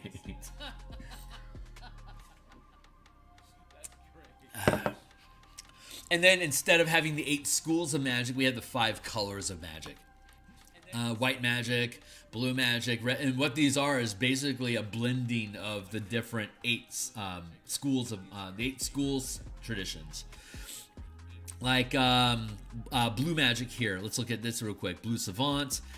Choose 2 wizard. Okay, so the traditions of blue magic, they don't get a specialized list of spells, but what they get instead is Blue Savant. Choose 2 wizard spells, each of which must be no higher than level 2, and add them to your spell book for free. These spells are devoted to blue magic for you in addition to their native colors. So the strength of the traditions of color magic is like this blue magic could get Fireball, which is a red spell, and as my Blue Savant spell, that Fireball is blue for me. So I can become mono blue, have all of my mana pool eventually just become blue. But like in in Strixhaven, this would be good for like Prismari and Quandrix. They both have blue magic in their identity. In Ravnica, we have Dimir and Simic and Azorius and Izzet. They all have blue magic in their identities. So like I could play a tradition of blue magic Izzet, I could play a tradition of blue magic Prismari, whatever class. If your color identity, like if you're doing Zendikar and you want to have a blue identity wizard because of like you're emulating a core card, KOR, a core species, then you can make that core warrior, like that core wizard, blue magic if you wanted to. So there you go. The cost and time spent to research, the cost and time spent on research to vote a spell to blue mana is half. We were talking about that at the beginning of this stream, how you can take like Fireball and you can research it to be blue, and you just have to spend time and money. And if you're in like a Ravnica guild, like Izzet, you could go to the Izzet archives, and for free, time spent, no money, I could research a spell because that's one of the perks I get from Renown in the Izzet guild. In Strixhaven, if I'm in the Prismari school and I have Renown in Prismari, like if I have 9 Renown in Prismari, I can go and research spells up to 3rd level to become blue or red because I'm Prismari. So the game worlds have a ludo narrative that explain how you can get like mono blue characters casting all the spells. Like, well, I'm a graduate Prismari of Strixhaven. All my spells are blue and red. That's why I went to the college in the first place. That's why I keep going back there, so I can have a place I can have free access to the archives to convert my spells. All my spells are blue and red. I am Izzet, and I keep going back to the archives at the Izzet guilds so I can convert all my spells into the blue and red mana pool so I can become more effective for my guild. Like, that's the narrative that goes on behind the mechanics when you're playing in an MTG setting. In Dominaria, there can be the Great Library, and it will have spells of all colors. All you have to do is spend time, but they're going to make you pay money to be there. But you can find literally anyone that casts spells in the world going to that great college, because that's where all the resources are at. There might be like a necromantic sect that has a shitload of black magic accumulated, like black knowledge accumulated, and you could raid their archives to find spells that you could then cast in black magic only. But these are world elements that you can incorporate into your world, leaning into the idea of converting colors of magic based on research that you do. Hey, what's up? Never played Magic, but I was hooked on DDM for a moment during the War Drum series release. I don't know what DDM is. So yeah, that's how these traditions work. But the Blade Singer tradition isn't based on a tradition of magic. I'm sorry. The point I was making here was with blue, is we have the blue savant, and this is how all the savant skills work with the 5 traditions. But we also had Portent. I just stole this from divination because blue magic is very closely linked to like divination magic, like you know, awareness. That's a very blue element. And so you just get the Portent dice from the Diviner. Magical Awareness. This is another Diviner element. Spellbreaker. This actually came from the Abjuration, the School of Abjuration, which is basically a mix of white and blue magic. So in this instance, we took Spellbreaker because isn't it just incredibly blue for a blue wizard to be able to always have counterspell and dispel magic spells prepared, and in addition, you can cast Dispel Magic as a bonus action, and you can add your proficiency bonus to the ability check. And when you expend only blue mana to cast either spell, if the spell fails to stop a spell, the mana is returned to your mana pool. So when I cast Counterspell or Dispel, it's a 3rd level spell, I only need 1 mana, 1 blue mana, and then the other 2 can be any color that I want. But in this circumstance, if I use all 3, that's going to drain my blue mana quickly, unless I'm mono blue. So if I only use blue mana with this and I fail the spell, I get that mana back. These are fun things that we can do that work in alignment with the color, right? So like if we're mixing our colors, we burn it and we don't get the mana back. If all we're doing is its core color identities, raw blue, then we're just basically breathing that spell. Yeah, anyway, there you go. That's technically a free use, but you have to have the mana available to do it. It's not just free. You have to have the mana there first, but you could get it back. Greater Portent, again, that's also from the Diviner. So this is a mix of Abjurer and Diviner. While the White Wizard, for instance, it has the same White Savant feature, so I can make a Fireball white if I wanted to. Arcane Ward, this is straight out from the Abjurist, but an Arcane Ward is just about the most white thing you can think to do, right? Warding spells, that's incredibly white. Projected Ward, that's just an extension of it. Interposing Force, when a creature hits you with an attack roll, you can take a reaction to create a shield of interposing energy. Again, incredibly white. And Spell Resistance, I think this came from the Evoker. But you have advantage on saving throws against spells, and you have resistance to the damage of spells. Like, all this stuff is just incredibly white magic stuff. Like this would be an awesome Boros Battlefield Wizard. Fucking awesome. They're all like this, except now we have the Faerun Blade Singer, and that's not themed around a specific color. It could be any color. So we're going to have the spells that we get is going to be a set of spells, but when a caster has bonus spells, those spells can be cast with any color. So they are effectively colorless spells for you. So if I have a Dimir Blade Singer using blue-black magic, I can cast any of these spells using blue or black magic if I want to. If I had a Golgari Blade Singer using black and green, I could cast these spells using black or green mana. Boros, white and red magic. Witherbloom, black and green. So if it was a Dominaria character where I could have any color that I want, then it doesn't matter. I can just cast them with any color that I want. I don't have a specific color identity in Dominaria, or like in Zendikar, or in Ixalan. I don't have a specific, like, there's no guild, there's no schools, there's no houses. there's nothing that binds me to a specific color.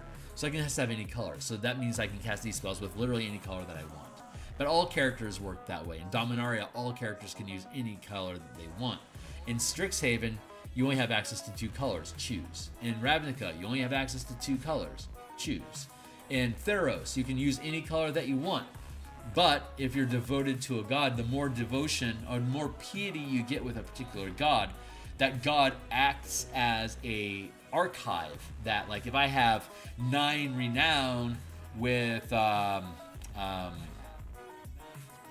Nivea, is that her name? The goddess of green magic, Nivea. If I have 9 points of piety with Nivea, when I prepare spells, I can get a 3rd level spell green, even if it normally wouldn't be that way. A 1st level, 2nd level, and 3rd level spell that would not normally be green with 9 piety with Nivea, I could then have those 3 spells be green, even though they normally wouldn't be. Like Fireball can be green for me.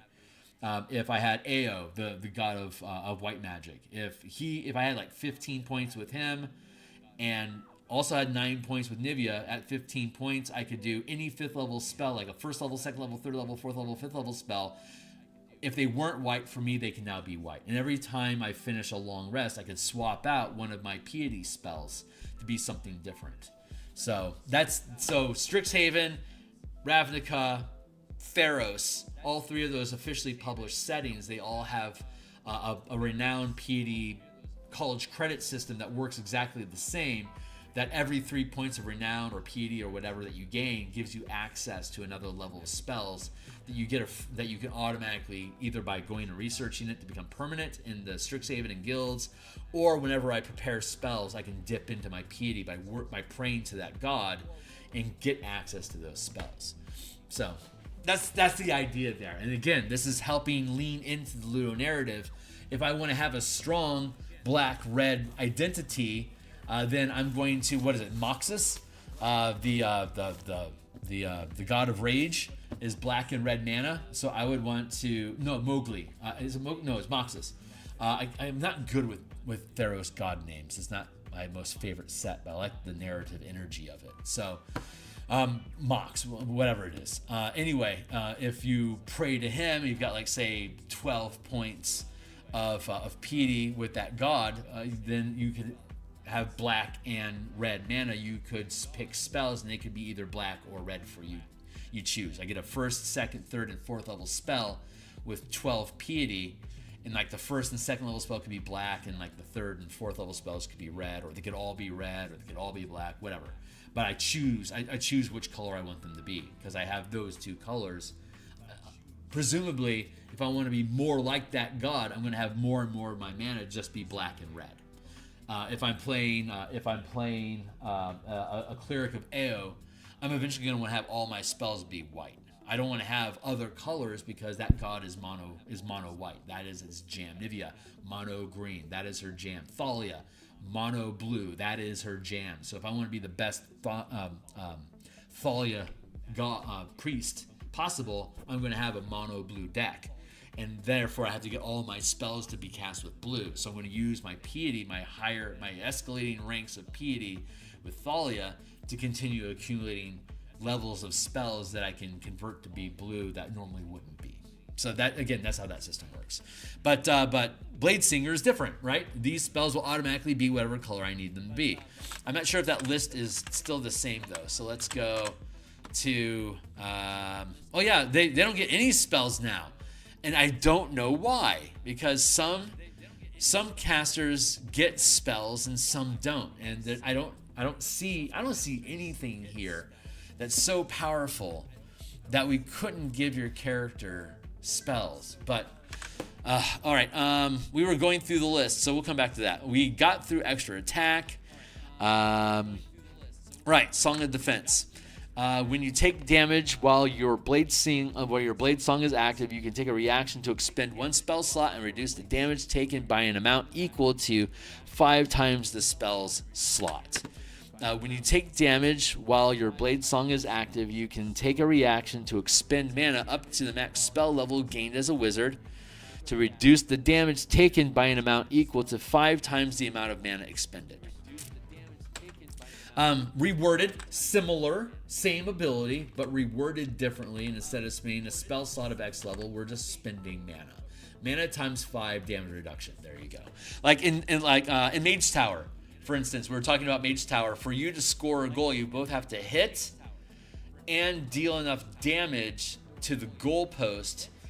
You have to deal at least 1 point of damage to the goalpost. So if I throw the ball does 1 point of damage plus what other extra damage I can put behind it. Like a paladin that throws the ball could dump in a 5th level spell slot and do like 40 points of damage with that ball hitting the goal.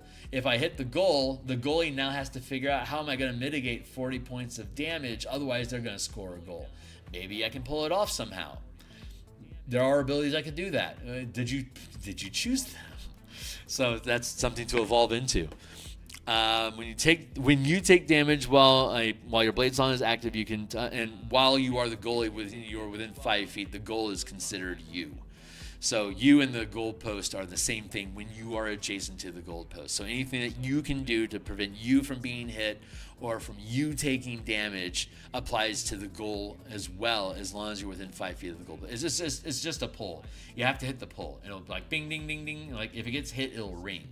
If it gets hit and takes damage, it rings. So everyone knows that there was a valid hit. But if you can block the attack or reduce the damage to 0, the goalpost won't sound. It's not technically a point. So the Song of Defense is super fucking cool to use in a Mage Tower match.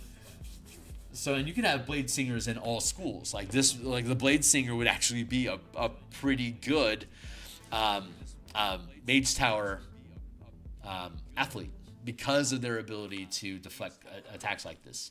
And then they can just be on the back line lobbing spells to kill people or to buff their allies across the field. It's like the field is only like 120 feet. So a lot of spells that a wizard would be able to cast is perfectly capable. And the range on the ball is only 40 feet.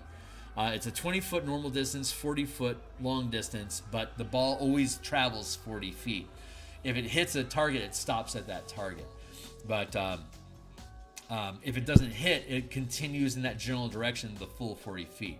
And then it like rolls to a stop, so you got to run and grab the ball and then throw it. So like when you're attacking a goal, you're often going to want to have flankers that are on either side of the goal when you're taking shots at it. So if you miss, it'll go to your ally. You can then pick it up and then throw it back at the goalpost. So you can sling it back and forth between each other, hoping to dodge the blocker, the goalie, and hit and damage the goal. There we go. Okay, Song of Victory. After you cast a spell that has a casting time of an action, you can make one attack with a weapon as a bonus action. After you cast a spell that has a casting time of an action, of a magic action. Huh. Interesting that's just an action. When you cast a spell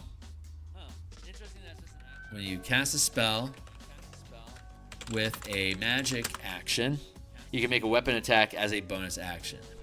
There, I'm going to let that sit. Yeah, that's the Blade Singer. 1, 2, 3, 4. 1,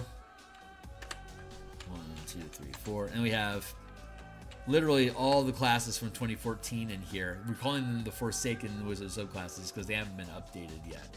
But we ignored the schools of magic. Yeah, so that's the...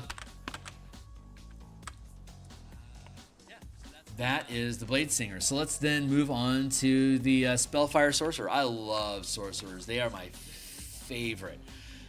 Sorcerers and Blade Singers are my two favorite.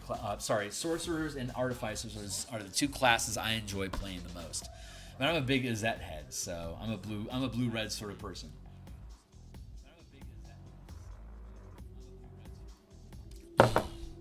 Before we start in on the Spellfire, I want to refill my water, so I'm gonna be right back. Man, I love doing this stuff. It's so fun. We're almost done with the Eberron book. We've got like maybe another month worth of work on Eberron, and then that book is gonna be done. The next two books that we're going to be working on once Eberron is done is updating the color mana system and publishing the Bastion campaign. We're still playtesting Bastions, so So that means the next book that we're actually going to start in on right away is Rebuilding the Color Mana Spell Point Variant Rules for 2024. The 2014 rules still work just fine, but there's been so many changes in 2024 that are complementary to what the Color Mana system is attempting to do with spell points, that it just makes sense to update it. And I love 2024 is, I'm putting more logs on my fire. Just give me a second here. But yeah, there's just, 2024 is perfect for spell points. 2014 spell points were admittedly a little strong. But with the changes that they made to 2024, the way that we do spell points is actually in balance with what they're doing with spellcasters now. So I'm incredibly excited about that. So I am anxious to start building out these books. So we're going to see, once the Eberron book gets finished, we're going to see a shift on Monday, Thursday, and Saturdays. We're going to be focusing on rebuilding the Color Mana books. We're going to basically deconstruct them and then rebuild them here on stream. And then once the books are rebuilt, we'll do the page layouts, and then we'll start doing art assets. We already have a lot of art assets in the books from the original 2018 books that we published. So we'll be grabbing up a lot of those, but also creating new illustrations, which we'll be doing Monday through Friday in the morning. First Sword of Bravos.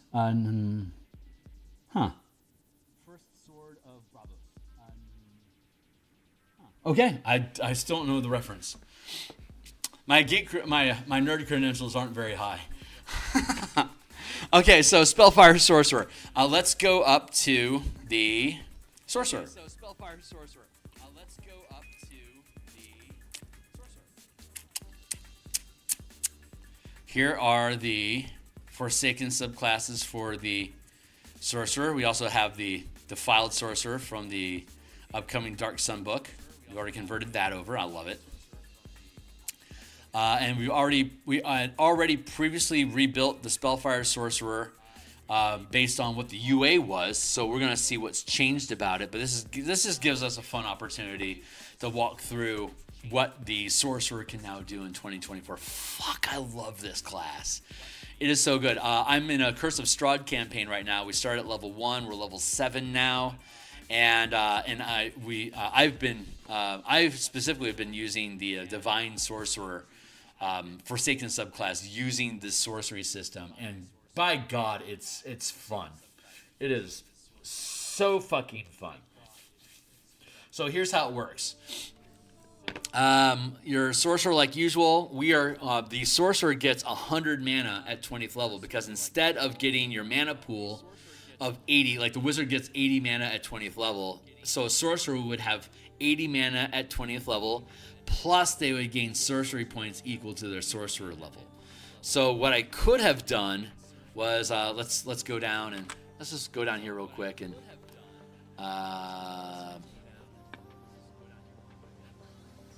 take a quick look.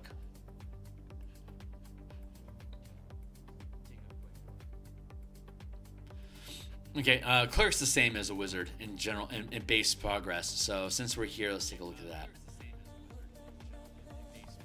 Here. Okay, so like a second level wizard or sorcerer would have 8 mana. Would have 4 mana. So we would have 2 mana at first level, 4 mana at second level, and then at third level we'd have 8 mana. Coincidentally, at third level, a full caster would have 4 first level spells and 2 second level spells. How much is that, kids? It's 8 mana. So we're deconstructing and rebuilding it, and again, 80 mana at 20th level, which is 9 less than the cleric would normally have if we went with the full, if we just convert all the spell slots in the prepared spell slot system into spell points. It's a total of 89 levels worth of spell slots. So we rounded it down because 80, 40, 20. You have full casters, half casters, 80 full casters, 40 half casters on a long rest. And then you have the third casters, Eldritch Knight and Arcane Trickster, have 20 mana per long rest, and the monk has 20 mana on a short rest. The warlock has 20 mana on a short rest, and the warlock has Mystic Arcanum, which from level 11 to 20 is an additional 40 mana. So now we have 80 full caster, 40 half caster, 20 third caster, and monk. The Warlock ends up having 60 mana over the course of 20 levels, and the Sorcerer combines their 80 mana spell point pool with their 20 sorcery points to get 100 mana at 20th level. I'm really looking forward to rebuilding the Artificer. I don't subscribe to D&D, so I don't get to be on the bleeding edge of narrative content. But next week, I think that book becomes general access to everybody. But once the Eberron Forge of the Artificer, or whatever they call the book, whenever the Artificer book is available to the common public, I will purchase it, and we're going to rebuild the Artificer again to use the official rules. Love Artificers. You're gonna love what we're doing with the Artificer. It is going to be so fucking cool. You're gonna love it. So stay tuned, like and subscribe to check that out. We'll be diving into the Artificer in the next week or two. We saw that the 5th level sorcerer, the 5th level wizard, 5th level druid, bard, cleric, at 2nd level, we would have 5 mana, right? And the sorcerer would have 5 mana plus 2 sorcery points. So what happens? 2nd level sorcerer has 7 mana that could be spent on spell casting or meta magic. Similarly, we don't have a separate category for meta magic anymore. It's part of their prepared spell list. So we have we have 25 spells total that we can prepare, which is more than what the normal, I believe is more than what the normal sorcerer is able to prep. Hold on, let's go look at that real quick. I honestly don't remember. I don't think they get 25 spells normally, and we give them the bonus 10 spells. Let's go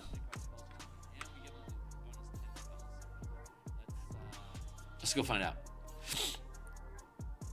Because I honestly don't remember.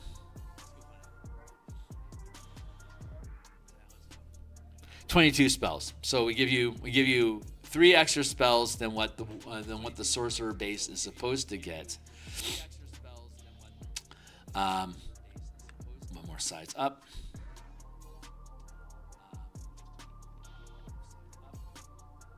Scion. Oh, we want to go down to sorcerer. Here we go. So you would normally get 4, maybe 6 meta magic plus your stack of spells. We're giving you 25 spells / meta magic, any combination that you want, and you get 10 bonus spells. So we end up with 35 total, and I'm pretty good with that. It's been working out so far. But then we have a max sorcery, which is also new, which is meta magic costs points, costs mana to cast, and as long as you have mana, you can keep using meta magic with cantrips or spells or whatever. But we allow you to stack meta magic, just like in 3rd edition. I loved meta magic in 3rd edition. I was pretty damn good with it, and as a DM, I was pretty familiar with expecting it from my players. So I am not intimidated by stacking meta magic, and my 7th level sorcerer has a max sorcery limit of 2, which means if I have 2 meta magic that cost 1 mana each, I can use them both at the same time, regardless of whether they say I can or not. I can always do that. If I have a 2nd rank meta magic, it's going to cost me 2 mana. So my max sorcery is 2. I can either use 1 2nd rank sorcery or 2 1st rank sorcery. By the time I get to level 17, I can have a total of 5. I have a total of 5 sorcery that I can use with any spell. So I could cast a 9th level spell and put 5 extra points worth of meta magic on top of it. So like 5 first rank meta magics, like a 3rd rank and a 2nd rank meta magic, any combination that I want.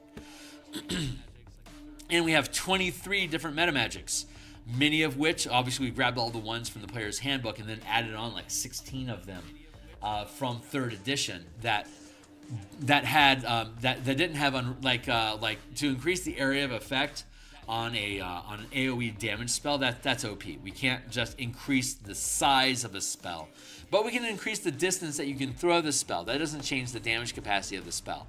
In powered spells, we can rank up the DC against it. And when you roll damage, you can spend 1 mana to re-roll a number of damage dice equal to your charisma modifier. That's a 1 mana spell. Let's look up here towards the bigger stuff. Like for 3 meta, at level 9, we can do 3 meta magic. So we can start doing a blinding spell. Choose a number of creatures affected by, when you deal damage with a spell, choose a number of creatures affected up to your charisma modifier. So an AoE fireball, and I have a 14, like if I have a +4 in my charisma, I could blind 4 targets inside of that fireball effect. They all get to make saving throws, and if they fail, they're blinded, and they get to try to, and it lasts until they save their way out of it. I could poison people in a group. I could frighten people in a group. There's only 1 4th rank meta magic, which is maximize, which is instead of rolling damage, we deal maximum damage. So it'll cost me 4 mana on its own. There are no 5th rank meta magic, so almost everything that you can do with meta magic is resolved by 9th level. But then you can start mix and matching them. So you can maximize, like at 17th level, I could maximize a fireball as well as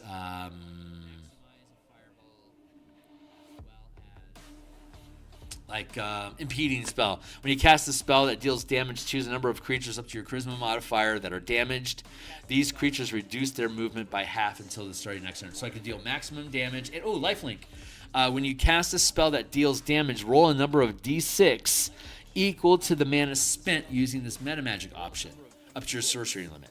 You gain temporary hit points equal to your charisma modifier plus the total amount rolled, minimum of 1. So lifelink, if I did maximize fireball for 4 and then lifelink for 1, that's a total of 5 mana at 17th level. Into the fireball for 3, that's a total of 8 mana spent. I will maximize the spell, but because I only spent 1 spell point on lifelink, I only get 1d6 temporary hit points. If instead I drop maximize and did 5 mana into lifelink, when I threw that fireball, I do 8d6 damage and 5d6 temporary hit points on myself. It cost me 8 mana to do that. So it's a lot of fun flexibility. It makes a lot of levers and dials that you can twist to get the kind of effect. And you can do all this stuff with cantrips too. So I could hit you with a Ray of Frost and dump 5 points of meta magic into lifelink. So when I deal damage to you with the spell, I'm going to roll 5d6 and get a shitload of temporary hit points on top of dealing 5d8 damage to you as a 17th level cantrip. So it actually lines up pretty nicely. It's pretty cool. So it's a lot of fun mix and matching. I fucking love it. It's so much fun. So that's how the meta magic works. And now we have the actual spell features, right? So we start giving you the sorcery points. Since sorcery points and mana are the same thing now, I don't have to start giving you to you at 2nd level. I can give you 3 mana at 1st level, while all the other full casters only get 1 mana at 1st level. So this is already making the innate sorcery, like the sorcerer is powerful, even at 1st level, because you have just more mana, and you'll always have more mana at any given level than any other spellcaster will. And you have the prepared flexibility of meta magic. That's what makes the sorcerer really unique. You could technically dissolve the sorcerer subclass and make this meta magic sorcery system available to all casters. You could. Up to you. But I like the sorcerer. I fucking love how it plays. I like the subclasses. I like the features. It's good stuff. So spellcasting, same as the wizard. Innate sorcery. So this is new in 2024. As a bonus action, you can unleash the magic coursing through you for 1 minute, during which you gain the following benefits. The spell save DC of your sorcerer spells increases by 1. At later levels, this bonus increases equal to your max sorcery limit. So at 17th level, the DC saving throws are all going to be +5 because your max sorcery at 17th level will be +5. That's actually an incredibly compelling reason to stay in sorcerer to level 17 plus. And you have advantage on attack rolls of sorcerer spells that you cast. You can use this feature twice and regain all expended uses of it when you finish a long rest, and 1 when you finish a short rest. In addition, as a 1-minute ritual, you can regain a number of mana equal to the max casting level gained as a sorcerer, or the maximum level you can prepare as a sorcerer. You can use this feature once, regain it when you finish a long rest. There you go. Starting at second level, you gain the Meta Magic class feature. You can choose to prepare any combination of spells and Meta Magic options up to the number shown in the prepared spell column of the Sorcerer Features table above. You can choose any Meta Magic options that has a mana cost up to your maximum sorcery limit as listed in the column above. Meta Magic can be applied to any cantrip or spell by casting by spending the listed amount of mana for each option in any combination up to your maximum sorcery limit. For example, a 5th level sorcerer can cast up to level 3 spells and has a maximum sorcery limit of 2. If you cast Fireball, you can apply both Careful Spell and Empowered Spell Meta Magic options to the Fireball by spending 5 mana, 3 for Fireball and 1 mana for each Meta Magic. And then Color Mana. When using Color Mana, Meta Magic can be expended with any color mana. So Meta Magic doesn't have a color identity. It's kind of like BPS damage doesn't have a color identity. Meta Magic can be used by any class of any color, no restrictions. Oh, worth noting, in spellcasting, when you finish a short or long rest, you can swap colors of any amount of spells that remain in your pool. Where was it? Total cantrip spells mana is all listed above. You can swap 1 cantrip when you gain a level. You can swap 1 prepared spell or meta magic when you finish a long rest. And you can swap all of them when you gain a level. There. So when you gain a level and you gain a new, when you get to 5th rank and there's like a bunch of meta magic that you want that are at 2nd rank, you can swap out all of your spells and meta magics for a new selection. And that's universal. The cleric, the druid, and the wizard can swap all their prepared spells on a long rest. The bard, the sorcerer, the scion, the warlock, paladin, ranger, artificer, they can all swap, and all the marshals can swap all their spells or powers whenever they gain a level, and whenever they finish a long rest, they can swap 1 of their prepared for a new prepared. And the battle master and the wizard can swap 1 prepared when they finish a short rest. So, next. Sorcerer Subclass, 3, 6, 14, 18 standard. Feats, 4, 8, 12, 16 standard. Sorcery Incarnate, level 7. So, while your innate sorcery feature is active at the end of the 1 minute duration, you can choose to extend this duration by expending 1 mana and maintaining concentration on it as a level 1 spell. The effect ends when you choose to, or you lose concentration. Again, with the mana system that we use in the core mechanics book here, let's go take a look at it. And let's go down to concentration.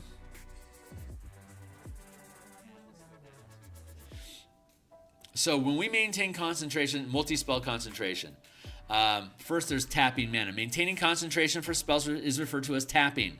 When using variant tap rules, concentration spells don't burn mana until the spell has ended. For each level of spell maintained, an equal amount of mana is tapped. The mana progression table lists the max spell level that can be cast, which is also the maximum number of spell levels that can be maintained. When the spell ends, the tap mana, spell slots, or sorcery points are burned as normal. For example, a wizard casts Charm Person by expending 1 mana. That mana is considered tapped while the spell is maintained. If the caster loses concentration, the spell ends immediately and the tap mana is burned. Cantrips and invocations don't require mana, but for those that require concentration, they would also be considered tapped. Multi-spell concentration. Here's the important part. This variant allows spellcasters to maintain concentration for multiple spells which have a combined spell level not exceeding their max spell level limit. For example, a 5th level bard can maintain concentration for spells that total 3 levels. 1 3rd level spell, 3 1st level spells, or 1 2nd level spell with 1 1st level spell. Cantrips count as 1 level each. So I can maintain, 5th level bard could maintain a cantrip. Could have 3 levels worth of cantrips. Like, I could maintain 3 cantrips at the same time, like 3 sustained illusion effects at the same time. It looks good for the show. when maintaining multiple spells that can be controlled, such as moving a flaming sphere or changing the appearance of an illusion, only one spell can be affected with each action used, with each bonus action used. That's a good reason for us to update this book alone. Then shared spell limit. This additional variant rule reduces your max spell level while maintaining concentration. I don't necessarily recommend this. Duplicative spells. This one states that, like, if you, for example, if your max spell level is 5, you can maintain concentration for up to 5 levels of spells, but until dismissed and disrupted, you could otherwise only cast cantrips. If you're maintaining 3 levels of concentration, then you would only be able to cast up to 2nd level spells. If you're only maintaining concentration for a cantrip, you could still cast a 5th level spell. But multiple cantrips affects max level spell as well. And then sorcery points don't. Meta magic doesn't affect it at all. This is a variant rule. I don't normally use this variant rule, but it's an interesting effect that further demonstrates how you can use mana and casting limits to create different sort of narratives in your game. This is a variant rule of a variant rule. I do not use shared level limits in my game currently, but I do use it with powers. If you're 5th level ranger and you can cast up to 2nd level spells or channel 2nd rank powers, if you're sustaining a first rank power, then you can only maintain concentration on a 1st level spell. If you're maintaining concentration on a 2nd level spell, you can't sustain any powers until you drop concentration. The channeling powers, sustained powers, and concentration spells get in the way of each other. So that's a way to that's a way that the martial channeling and spell casting grind against each other to prevent either one of them from stacking up, becoming too powerful at once. It's a fun min-max option, honestly. Like, I could cast haste or sustain alacrity on myself as a 3rd level, as a 3rd spell level or a 3rd rank power effect, cashing out my 9th level character from doing anything. But then that gives me a reason for my wizard to cast haste on me so that I can have the effects of haste but still sustain 3 ranks worth of auras on my martial character, for instance. So it doesn't take away the utility of the wizard at all. The wizard can still buff and embellish the martials on the team a lot, but the martials can do it for themselves as well, depending on what the strategies of the team is. So that stacking effect is important. And then concentration checks. Using this variant, the DC for maintaining concentration is 10 plus the total levels of spells, rituals, invocations, and cantrips tapped. For example, a 17th level druid using multi-spell tapping that maintains concentration for 3 3rd level spells taps 9 mana, the maximum amount of mana I can tap as a 17th level druid. My concentration DC is now 19 because I'm maintaining 9 mana. Whenever I make any saving throw, I risk losing concentration. For example, if a 19th level druid must make a DC 18 wisdom saving throw against a Death Knight's command spell, while the druid is maintaining concentration on 2 5th level spells, my DC is 20. So that saving throw, if the result of the saving throw is below 20, the druid would lose concentration on both spells, even if I succeeded the Death Knight's saving throw. I needed a DC 18 wisdom saving throw. If I rolled an 18 or 19 or above, I succeeded against the command, but I didn't hit that DC, like 18 or 19. I didn't hit the DC 20. I succeeded the save, but still failed the concentration. If you must make a Constitution saving throw to maintain concentration as a result of taking damage, the save DC is half the damage taken or 10 plus total mana tapped, whichever is greater. So that 19th level druid maintaining 10 levels of concentration, if that would be the same as taking 40 points of damage. Like, that's the severity of concentration on maintaining 10 levels worth of spells. This creates a really interesting tactical circumstance where if you're going to buff up a shitload of spells, you want to be safe. So it adds tactical complexity, and it gives the DM targets. When I see that you're concentrating on a spell, and we can tell because there's magic glowing off of you that you're maintaining something, then I'm going to start targeting you, like with trip attacks or grappling, or well, grappling just happens, and you're stuck in the grapple. No, yeah, you get a saving throw versus grapple. So I could attempt to grapple you, forcing you to make a saving throw just to grab hold of you, and that might be enough for me to fuck up your concentration DC 20, because now you have to make a dex or a strength save. My grapple DC is only 14, but you're maintaining 10 levels of spells. So even though a 14 will dodge my grapple, it wasn't 20.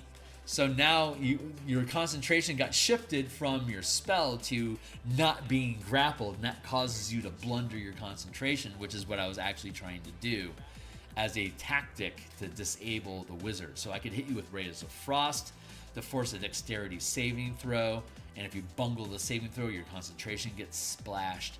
So there's all sorts of mini game like point and counterpoint effects that you can have rolling around inside of the game for both the characters and the NPCs. You can have NPCs maintaining concentration on their effects as well, to give the players a small sub target, like a sub goal of disabling that concentration as often as possible. And their team is going to try to do it to you too. And because mana is so generous in breaking down, like I can cast 40 second level spells at 20th level, no problem. Well, if you have to maintain concentration, I'm dinging your concentration every round, then you're gonna have to cast that mana over and over again, which is fine because I can cast it 40 times. So combat becomes not only attrition of hit points, but it's also attrition of the mana pool itself as a secondary sort of mana, as like mana pools almost become hit point pools because I'm attacking your spells to force you to drain your mana, while I'm also attacking your hit points, trying to drain your life. So it creates a different dynamic. So like in a wizard's duel, the actual duel could be attempting to, you're not dealing damage to each other, you're attempting to exhaust each other's mana pool. And whoever runs that, or like spell casting.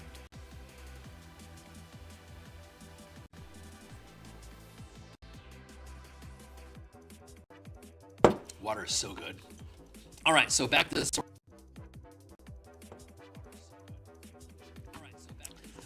So when it says that you expend 1 mana and maintain concentration on your Sorcery Incarnate as a level 1 spell, Sorcery Incarnate effectively you're spending 1 mana to regain to gain a use of it, and to, instead of just 1 minute, it lasts as however long you want, for however long you can maintain concentration on it. But your minimum saving throw is 11, or your Incarnate drops. And in addition, if you have no uses of an innate sorcery left, you can use it if you expend 2 mana while you take a bonus action to activate it. So if I've already used my 2 uses, when I want to use it, I spend a bonus action to trigger Incarnate, and then I spend 2 mana from my pool to turn it on. After 1 minute, if I want to keep it up longer than that 1 minute, I can now start maintaining concentration on it. At 7th level, I have a maximum concentration of 4 levels. So at level 7, I can be maintaining my innate sorcery for 1 mana and still be able to concentrate on up to a 4th level spell as well. Epic Boon. You gain an Epic Boon at 19. Wow, nothing happens from 7 to 19. Cool. Epic Boon. You gain an Epic Feat or another feat of your choice. 20 Arcane Apotheosis. You no longer need to expend 2 mana to activate your innate sorcery if you have no uses left. So now you can just trigger innate sorcery for free as a bonus action anytime that you want. But again, to sustain it for more than a minute, it requires 1 mana to maintain concentration on it. Probably not worth it anymore. There you go. Epic Wish. When you cast Wish, you can instead make a Epic Wish, which we talked about earlier, is about I can permanently sacrifice mana to change the world in a way that you and the DM agree is okay for the price that you're willing to pay. Again, I refer to Full Metal Alchemist and the sacrifice that Elric was willing to make to gain his brother back. It's the perfect example of how Epic Wish works, and Full Metal Alchemist is awesome. You should explore it. Here's our meta magics. There's 23 of them.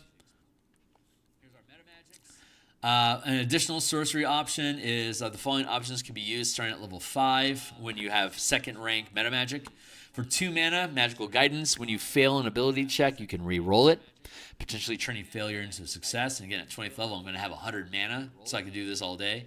Seeking Spell. When you fail an attack roll with a re-roll, You can, when you fail an attack roll, you can re-roll, potentially turning failure into success. So for 2 mana, it can circle back around and hit you again if you miss with an attack. Any attack roll, it shows here. When you fail an attack roll, you can re-roll, potentially turning failure into a success. We might change that to when you fail a spell attack roll. Let's change that to when you fail a spell attack roll. I think that makes more sense. If I were to make a sorcerer Gish, then I would allow Seeking Spell to work with any attack, not just spellcasting attacks. And probably give you access to the sustained power list in the Martial Channelers features. Okay, but that's the sorcerer in a nutshell, right? So that's how that works. So now that we know the basic mechanics of how the sorcerer works, we can dip down to the Spellfire Sorcerer. Spellfire Sorcery. Thank you. Wild Magic. I love Wild Magic Sorcery. So our goal was to give every subclass a stack of 10 spells no matter what. All the marshals get 10 spells. The fighter gets 10 powers from level 3 to 17. All the bard, sorcerer, scion, wizard, cleric, everyone gets 10 bonus spells. But what's fun about the wild magic sorcerer is you don't get any bonus spells at all. Instead, you gain 10 meta magic powers that modify the spells that you cast or your cantrips. That to me sounds more like wild magic than not getting spells, but still getting a list of bonus stuff. And since for sorcerers, meta magic and spells are the same thing, the wild magic sorcerer now gets 10 bonus meta magics. So you could play a character that does nothing but cantrips modified by meta magic, and virtually all of the cantrips work with the meta magic. So so you can just become 100 mana. You have a 100 mana clip of meta magic that you can modify your cantrips, like twin cantrips or blinding cantrips or what, however you want to modify shit, you can do that. So okay, cool. So that's that, and let's dip down to So from Faerun, we now have the Spellfire Sorcerer. There was obviously an original list, like how this was in the UA. So we rebuilt this in the UA, and now we have the official rulings. So let's just read through the text just for language sake, and then we'll look at the features that are now and see how we have to change what we had. What time is it? It's 11:30? Okay. So, your innate power stems from your source of magic itself, the Weave. This connection manifests as a rare ability known as Spellfire. Spellfire in 3rd edition was fucking cool. It was a spell point system for your sorcerer to cast damaging, basically guiding bolts and to do lay on hands. But it used a magic point system that you could accumulate. Spellfire was one of my major inspirations for the spell point casting system that we're using now, actually. I love Spellfire. We used it all the time with Book of Nine Swords in 3rd edition. It was so fun. Wielders of Spellfire tend to have a penchant for wandering. Many travel between cosmopolitan settlements, such as those along the Sword Coast, and wield their magic in service of the common goods. Others realize their own strange powers by roaming equally strange lands, from the magic-blasted wastes of the deserts of Anurach, the god-touched wilds of the old empires. Wherever they go in the realms, Spellfire sorcerers are courted by factions with interests in the arcane arts, such as the Harpers, Cult of Dragon, Red Wizards. So then we get our spell features. So Spellfire spells exist. So we'll have our bonus Spellfire sorcery list. We'll get to those. We'll get to those after we finish, and then we'll go back and we'll look at the Wizards list. Because for whatever reason, the Blade Sinner doesn't get bonus spells. I don't see anything going on in the Blade Sinner subclass that explains why they don't get bonus spells. I can't see a logical pattern there yet, because them deciding not to cast spells to hit with a sword is not OP. Anyway, Spellfire Burst. What did we have, and what do we now get? So what we had was, when you expend mana to modify a spell with meta magic, you can unleash residual magic power around you. You can choose to sculpt this power in one of two ways, limited in doing so only once per turn. Bolstering Flames, you or one creature that you can see within 30 feet of you gain temporary hit points equal to 1d6 per mana expended to modify a spell with meta magic. This is a non-bow with a life-stealing meta magic, so cheers. Radiant Fire. One creature that you can see within 30 feet of yourself must succeed on a dexterity saving throw against your spell save DC, or take 1d6 fire or radiant damage, your choice, per mana expended to modify a spell with meta magic. So what I could do is I could cast, say Ray of Frost, and deal like d6 points of damage for free. I could say twin it for an extra point to deal an extra d6 to another person, and because I just spent a point on meta magic, I could then use Radiant Fire to deal d6 to a third target for two mana off of a cantrip spell that didn't cost any mana. That's how it works currently. So did they change it? How do we change it to? When you spend at least one sorcery point as part of a magic action or bonus action on your turn, you can unleash one. So I'm having it to be when you expend mana to modify a spell with meta magic, you can, because we have so many ways that we could potentially spend mana, I want to specify when we can do it. So they're saying when you expend sorcery points as a magic action or bonus action, they're severely limited on what they can do with their sorcery points with this class. But we may come back and see other uses, so we'll keep that door open. But currently, I like how this is being worded right now. I'm going to keep it. You or one creature that you can see within 30 feet of yourself gains temporary hit points equal to D4 plus your charisma modifier. Well, they don't have a stacking meta magic ability, so you only have one meta magic. And we have incentives for stacking meta magic mana. They're using a D4 plus your what? Charisma modifier. We're just going to leave it at D6. D6 is the common, the common bonus or damage that you get for each point of mana. So we're just going to keep that the same. I'm fine with that.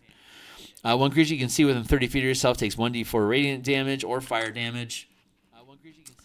Again, I'm going to keep with D6s. D6s is the universal cost for a point of mana in this system. So so far so good, but I can see why it might be changed. Level 3, Spellfire spells. Level 6, Absorb spell. You always have the counterspell spell prepared. You always have counterspell spell prepared. Additionally, whenever a target fails the saving throw against the counterspell, you regain 2 mana. Additionally, when a target fails the saving throw against a counterspell, you regain 1d4 sorcery points. Since sorcery points are your general mana pool, let's change that. Let's change that around. You always have counterspell prepared.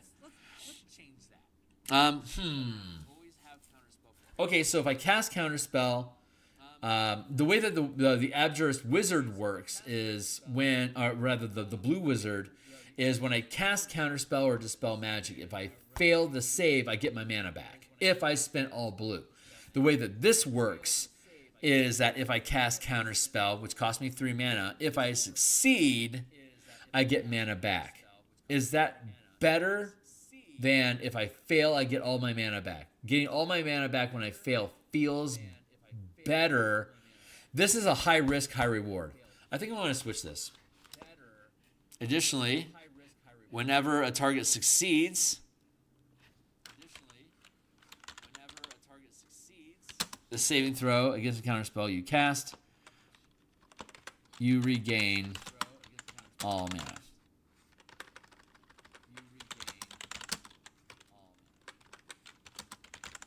There, 3 mana. You get it back. You can cast out a higher level spell if you wanted to, but you're going to get 3 back if you fail. I like that. I like that better. I like that as an existing feature, and it has more application here. I don't like the higher risk, higher reward method of the absorb spell. This is not only did you hold on. So not only if they succeed the saving throw, you don't get any points back, and you failed the save, so you get nothing back. And when they fail, the spell was successful, and you get sorcery points back in addition. So higher risk, higher reward. Maybe that's the spirit of what the sorcerer is supposed to be. In addition, whenever a target succeeds, okay, let's go back. Whenever the target fails the saving throw against the counterspell you cast, you regain, sure, why not, 1d4 mana.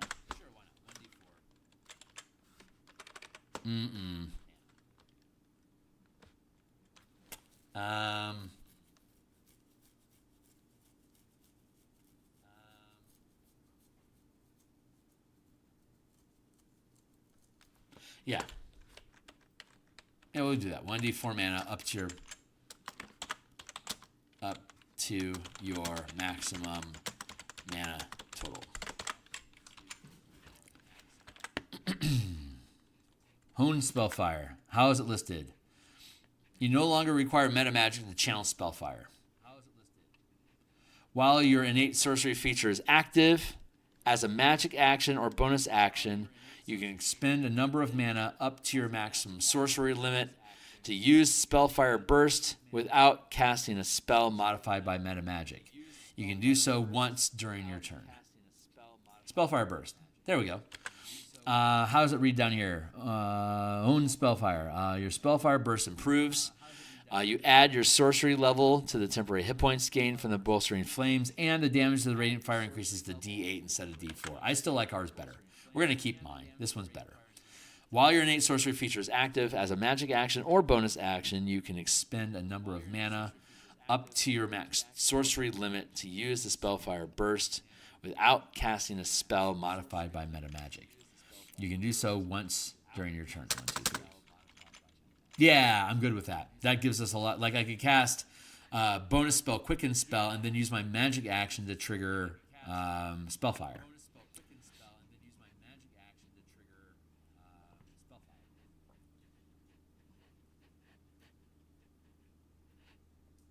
Nice. Okay, cool. My music stopped. I'm going to start it again. Nice. Okay, cool. My music stopped. I'm going to start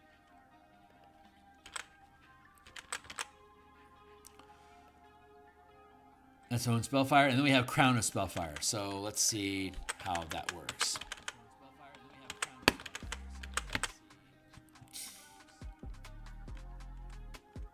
So what does it become? When you use innate sorcery, you can alternate and infuse yourself with the essence of Spellfire, gaining the following benefits with this use of innate sorcery is active. And again, we can spend mana to sustain that as a concentration effect beyond the 1 minute normal. Once you use this feature to alter innate sorcery, you can't use it again until you finish a long rest, unless you spend 5 sorcery points to restore your use of it. Burning Light Force. Once per turn, when you are hit by an attack roll, you can expend a number of hit point dice up to a maximum equal to your charisma modifier. Roll the expended dice and reduce the amount of damage from the attack equal to the total rolled. Roll the expended dice, reduce the amount of damage from the attack equal to the total rolled. Oh, hit dice, got it. Flight, you gain a flight speed of 60 and can hover. Spell Avoidance. When you're subjected to a spell or magical effect that allows you to make a saving throw to take only half damage, you instead take no damage if you succeed on the save, and only half damage if you fail. You can't use this benefit if you have the incapacitated condition. La Vie Da. Love it. Okay, cool. So how do we change that? Doesn't need changing. You can also gain it by expending not 7 mana, but only 5 mana now. When you activate your innate sorcery feature, you gain the following benefits until your innate sorcery feature ends. You can use this feature once, regain it when you finish a long rest. You can also regain it by expending 5 mana when you activate your sorcery feature again as part of the bonus action to do so. Burning Life Force. Once per turn, when you are hit by an attack roll, you can expend mana up to your maximum sorcery limit. Rolling 1d6 per mana expended this way, reducing the amount of damage taken by the result of the dice rolled. Right. That's a reaction. Thank you. Flight. Flight speed 60, can hover. Spell Avoidance. When you are subjected to a spell or magical effect that allows you to make a saving throw to only take half damage.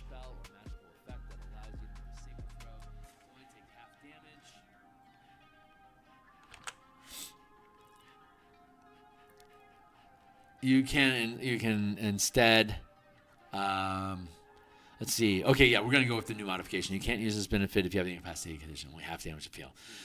You can instead, is this a reaction? When you're subjected to a spell or magical effect that allows you to make a saving throw. When you are subjected to a spell or magical effect that allows you to make a saving throw to only take half damage, you can instead take no damage if you succeed on the saving throw, and only half damage if you fail. You can't use this benefit if you have the incapacitated condition. Perfect. Okay, great. That's really good. 1, 2, 3, 4. Good spacing. Okay, now let's go back up to the bonus spells. And again, these can be channeled with any color mana. It's just whatever colors you're devoted to as a sorcerer. These spells can be cast in those colors. Did they change? Are they still the same? Cure Wounds. Cure Wounds, Guiding Bolt, Lesser Restoration, Scorching Ray, Aura Vitality, Dispel Magic, Fire Shield, Wall of Fire, Greater Restoration, Flame Strike. I tell you what, man, this is the most Boros of all subclasses, like fucking ever. This is such a Boros character. It's awesome.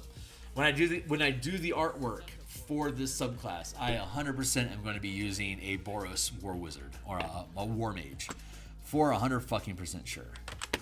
Cool, that's good. Let's go back down to the wizard because that's right. Our wizard doesn't get any subclasses. This wizard doesn't get any bonus spells, but we believe that all spellcasters, all characters should get a bonus spell of 10. So let's go back down to the wizard. Let's go back down to our bonus list of spells. And let's look at them again. Shield, Blur, Magic Weapon. We're missing something. And then Haste and Protection from Energy, Freedom of Movement, Stone Skin, Banishing Smite, and Steel Wind Strike. I'm great with those. Those are great. We're missing a spell. So let's pick up another spell. So let's go to... where is it? List of Spell Point Sorcerer, Crystal Bar. Spell Point list. Where's my list? Here's my power list. Huh. Okay, let's go. Let's just go fish inside of our normal list. Nope, wrong book.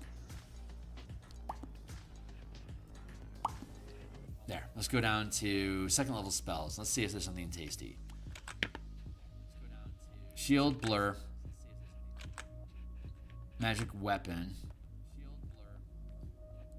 I need a first level spell. That's what we're missing. So we have Shield, Mage Armor. Perfect.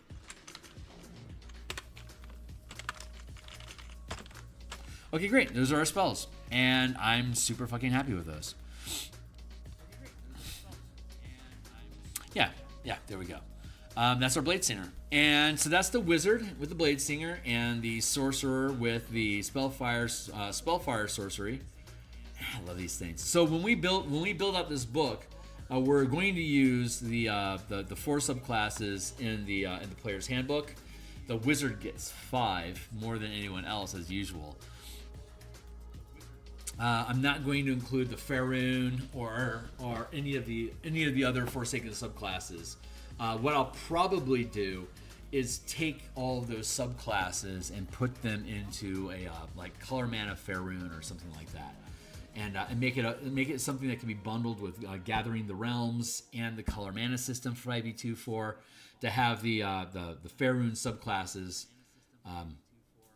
Faerun color mana subclasses or something like that is what we'll name it. But it'll be like maybe like $2 or $3 maybe, and then we'll half price it to bundle with the other books, the core mechanics book, which we're going to be. I am really looking forward to getting started on rebuilding the color mana system, the color mana books. That is going to be so much fucking fun. We're going to use the new 16:9 format that we've been using for the Eberron adventure, which gives us 3 columns, 5.5 inches wide, 9 inches tall, using a 12-point font. It's so easy to organize information that way. It's so fucking good. We're going to use, we'll use as much of this artwork as we realistically can, but we'll have new spaces that we need to open up. We'll use the better page formatting that we use. This book will always be available for people to download if they purchase it. But what we'll be showing in the preview will be the new 5e24 mechanics once we have them built. I suspect we're going to be done with the Eberron book late December, maybe early January, depending on how smoothly it flows. I'm going to work on that next after we finish here.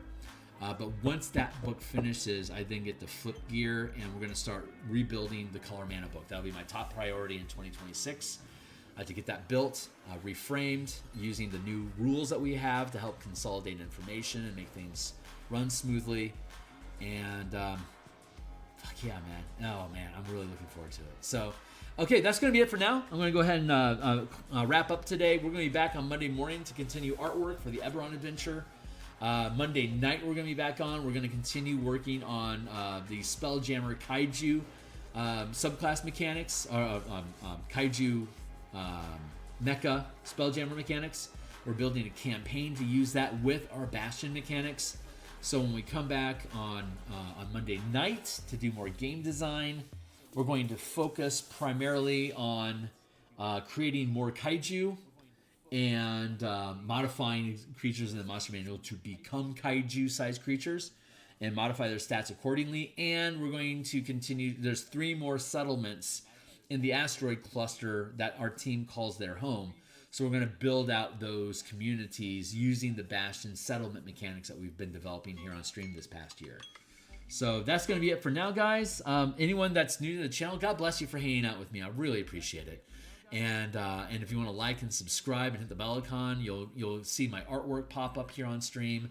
And anytime we do a game design channel like this, you'll see it. I'm on Saturday mornings, unless I'm playtesting. Saturday mornings, I'm usually doing martial power stuff. Whether I'm designing new subclasses, making new magic items, clarifying martial powers for the martial characters. We just keep pushing the ball down the field until it's done.